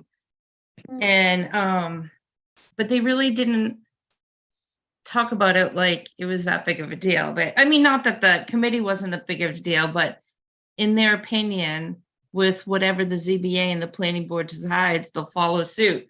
As long as there is an oversight, a board that goes through the bylaw, reads the criteria, follows all the, which is what we do. The As long point, as there's a yeah. board doing that. Their only concern was if they got rid of the groundwater committee, that there wouldn't be a board that goes through that review process. But we do that Ew, yeah. anyways, because they weren't sure where that fell. They didn't know if it fell under the bylaws or if it was under the general bylaws by the selectmen, but I did mention to them that it's under our bylaws, 707010. They said as long as changing the bylaws doesn't cut out that section, Right. they didn't seem to think of it as a big deal. As long as Fred's still here and Fred can't retire. Nobody's they making didn't- that promise. They didn't say those words, exact words, but they did say that all the heavy work and heavy lifting and everything comes from Fred. So as long as you have Fred and We're someone's good. reading 707010, then I learned a long time ago that nobody is irreplaceable, Amy, so somebody else will come along and do the job just as well, I'm sure. oh, you never Um, know. But Well, I yeah. do think that utilizing peer review for those projects that have a higher hazard level, something like an asphalt plant or there was a project when I was in Shrewsbury where they were proposing a soil remediation site where they burned the soil, and they had significant concerns came from the Board of Health and the community at large. So something like that was those are the kinds of things, not so much the size of the building that really doesn't instill fear in staff that we can't do an adequate job of reviewing it. I think it's more about what they're storing on site. Is it, is it dangerous? Is it dangerous Right. to the groundwater supply? A lot of times we have stuff that comes in that is dangerous, but it's not dangerous to the groundwater. So the fire department and I will differ on what should be done to protect the groundwater, because propane tank's not a hazard to the groundwater. It's a hazard and it should be dealt with appropriately, but it's not a hazard to the groundwater. So Right. I'm confident that if you follow the model that Westboro does and the town engineer and staff get together and say, hey, I think we need a peer review, I think you'll get what you need to adequately approve or deny a project appropriately on groundwater basis. So. Okay, so that gets back to the conversation we had about at what level does it not make sense? If you're doing a peer review and we have, so you're on it, Fred, we then have a consultant on it. At what point are we really just pushing people through multiple hoops to then also go through the groundwater process, that do the peer review, when really we're just looking for the peer review? We're not looking for a groundwater committee recommendation. Well, I think that's a tough one. I don't know that the peer review eliminates the groundwater committee. The peer review offers the expertise, and then the groundwater committee can still make a recommendation to the SPGA about what conditions are appropriate to protect the groundwater. But I quite frankly don't.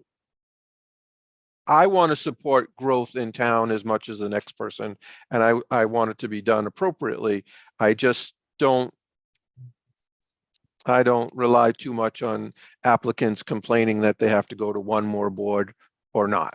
And if they come to you and they complain that somebody's already told them that their project was good and you don't think it is, I don't take much stock in that. People complain all the time to me every day about various things that they find are not fair because they either don't want to spend the money to do it the right way, or they don't understand the rules. And so I guess I've become a little jaded over the years that people complain. That doesn't mean I have to eliminate stuff to make their life easier. So I don't really worry about that. I know that developers complain. It's what they do. They have a bottom line, and I don't. I'm just reviewing things for the good of the town. And I think that should continue. So people complain, they complain. Okay, so I guess we get back to our original question at hand, which is we have a couple different options. So we think about either going forward with proposing we remove the committee, change the composition of the committee, if that's even possible, leave it as is, or I guess the threshold seems like it's too tricky and possibly not an option. That seems like, I know we talked about Fred and Laurie, you could indicate when a analysis, a peer review would be appropriate, but to me it's a one or the other, not both peer review and groundwater and planning board or the ZBA. Like that's just this, we don't need three different, it's just too much. So what does the board feel about the options on the table for that one? I personally like the one where, I don't know if it was number 3, where we dissolve the committee and really rely on Lori and Fred to decide upon whether or not they feel comfortable making the decisions or whether they feel they need more expertise. I agree. I agree. Yeah, I think I agree as well. I think it's probably a good idea to bring it up to the public and get their input now rather than at town meeting. Yeah. Actually, I was going to recommend something similar to that as well. In my research that showed that the Board of Selectmen took the role of creating the committee and getting consensus between the land use boards, you may want to do something similar or have them do something similar where you get input from all the committees who have a person on there. And maybe they'll all say the same thing and say, you know what, as long as we have a town engineer who's doing this, this, and this, and we have peer review where it's out of their expertise, we're fine eliminating the committee and keeping the bylaw in, or maybe there's some other alterations, but I think it's... Well, I don't think the Board of Selectmen is a good proxy for one of the land use boards to coordinate that because they don't appoint the committee. They don't, it's not in their purview. And whatever we set up 40 years ago, I don't think is our realistic situation today. I mean, I think the board discussing it should be able to talk about like what's truly on the table, not like how it's going to take us time to even educate them on what we're talking about, then facilitate some sort of, they may as well just cut the middleman and tell us. I'm not suggesting that the Board of Selectmen take the lead on it, but you follow their lead, and what they did was set up a meeting with all those boards and committees and invite them in and get their input. And then if everybody says, we don't need our liaison on that committee anymore, we're fine with that, then you've got some consensus and you're not risking that discussion on the floor of town meeting. But why wouldn't we just do that at our own meeting? No offense, but your attendance at your meetings is not really the same as the attendance at town meeting, but. Oh, no.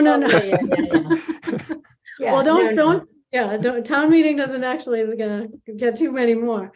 No, Well, it gets 100 anyways, I hope. no, I mean our meeting in general, not like our public hearing. So we have a public hearing in a couple of weeks. So Yeah. personally invited, listen, here's what we're talking about. Love for you to come and be a part of that discussion since you're a constituent of this, what we're doing. Yeah. Please be there. Here's what's on the table. Why don't you come to the public hearing, and we'd love to hear your feedback. I think that's the way to go. I just think that that meeting is in 2 weeks, and then 2 weeks after that is the deadline for us to get articles to the town administrator. So it's kind of tight if you're going to propose something else. Not to mention that the if it's a public hearing for the zoning articles, then it has to be added to the advertisement, which, well, I believe when we talked about it before, that was not on that advertisement for the January 17th meeting. Okay, so Lori, can I suggest something? Why don't I just write up a bylaw proposing the elimination of the committee, and then we can just advertise it separately because the other warrant articles have already been advertised, and we could have that public hearing on that one article on that first meeting in February. Unfortunately, it's adding yet another item to the agenda for February, but it could also be introduced at the meeting, the public hearing on January 17th. So it Yeah. could be discussed. You guys could review the language. But because it didn't make the initial advertisement, it would have to be advertised separately. Okay, so we discuss sounds it. great. We discuss it on the 17th. The public hearing itself is on the 7th. Is that right? Yes, so the public hearing on that one article would be February 7th. Okay, so then, let's see.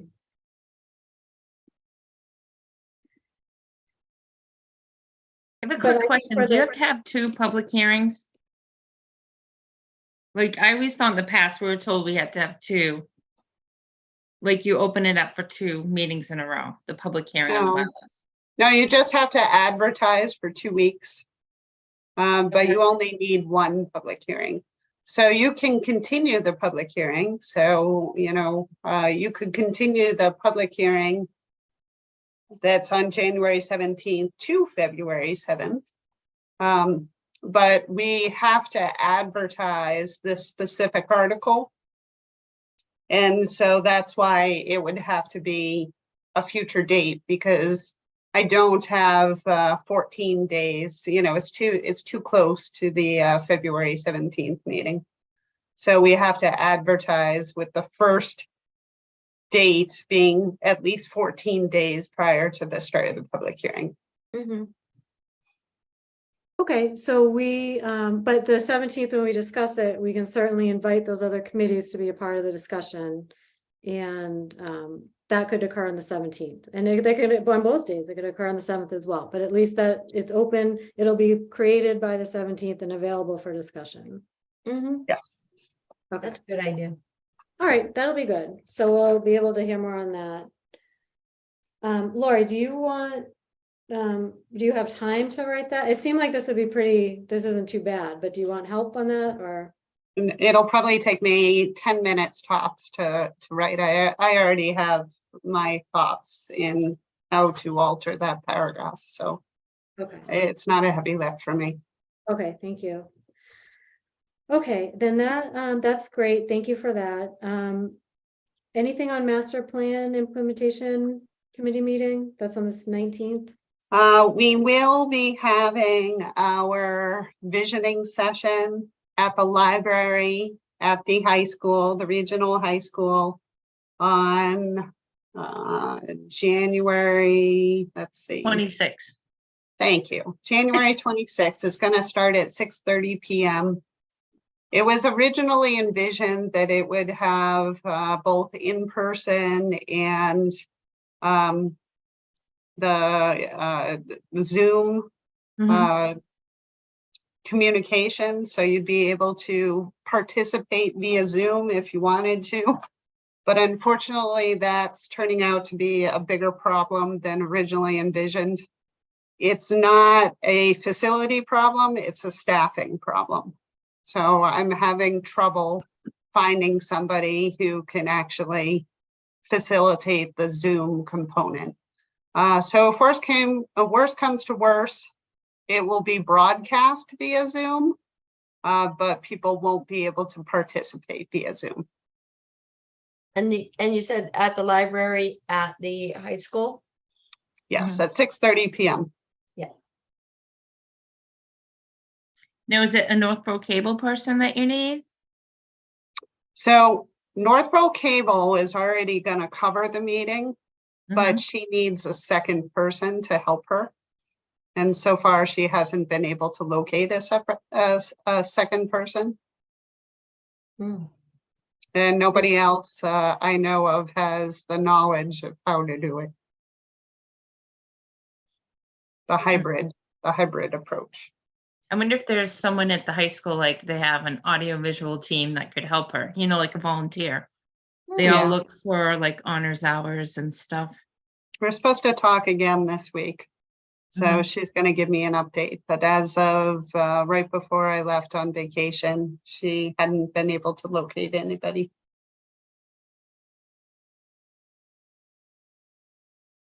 Okay. So in other words, be prepared to attend in person.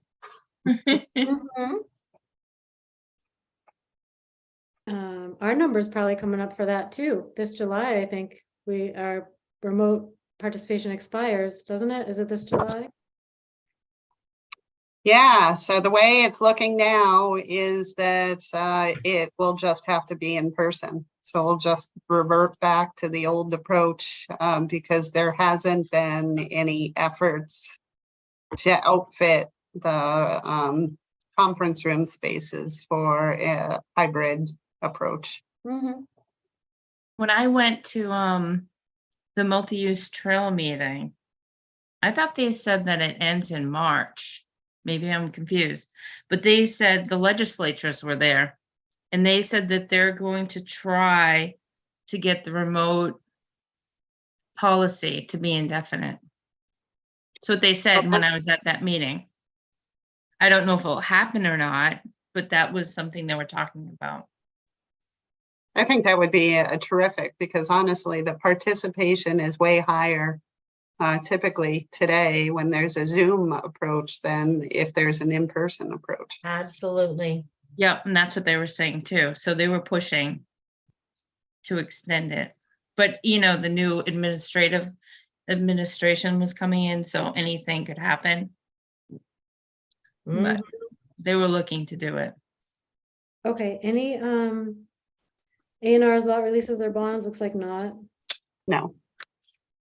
Any subcommittee updates? Actually, while I'm talking about the multi-use trail, we took a vote to do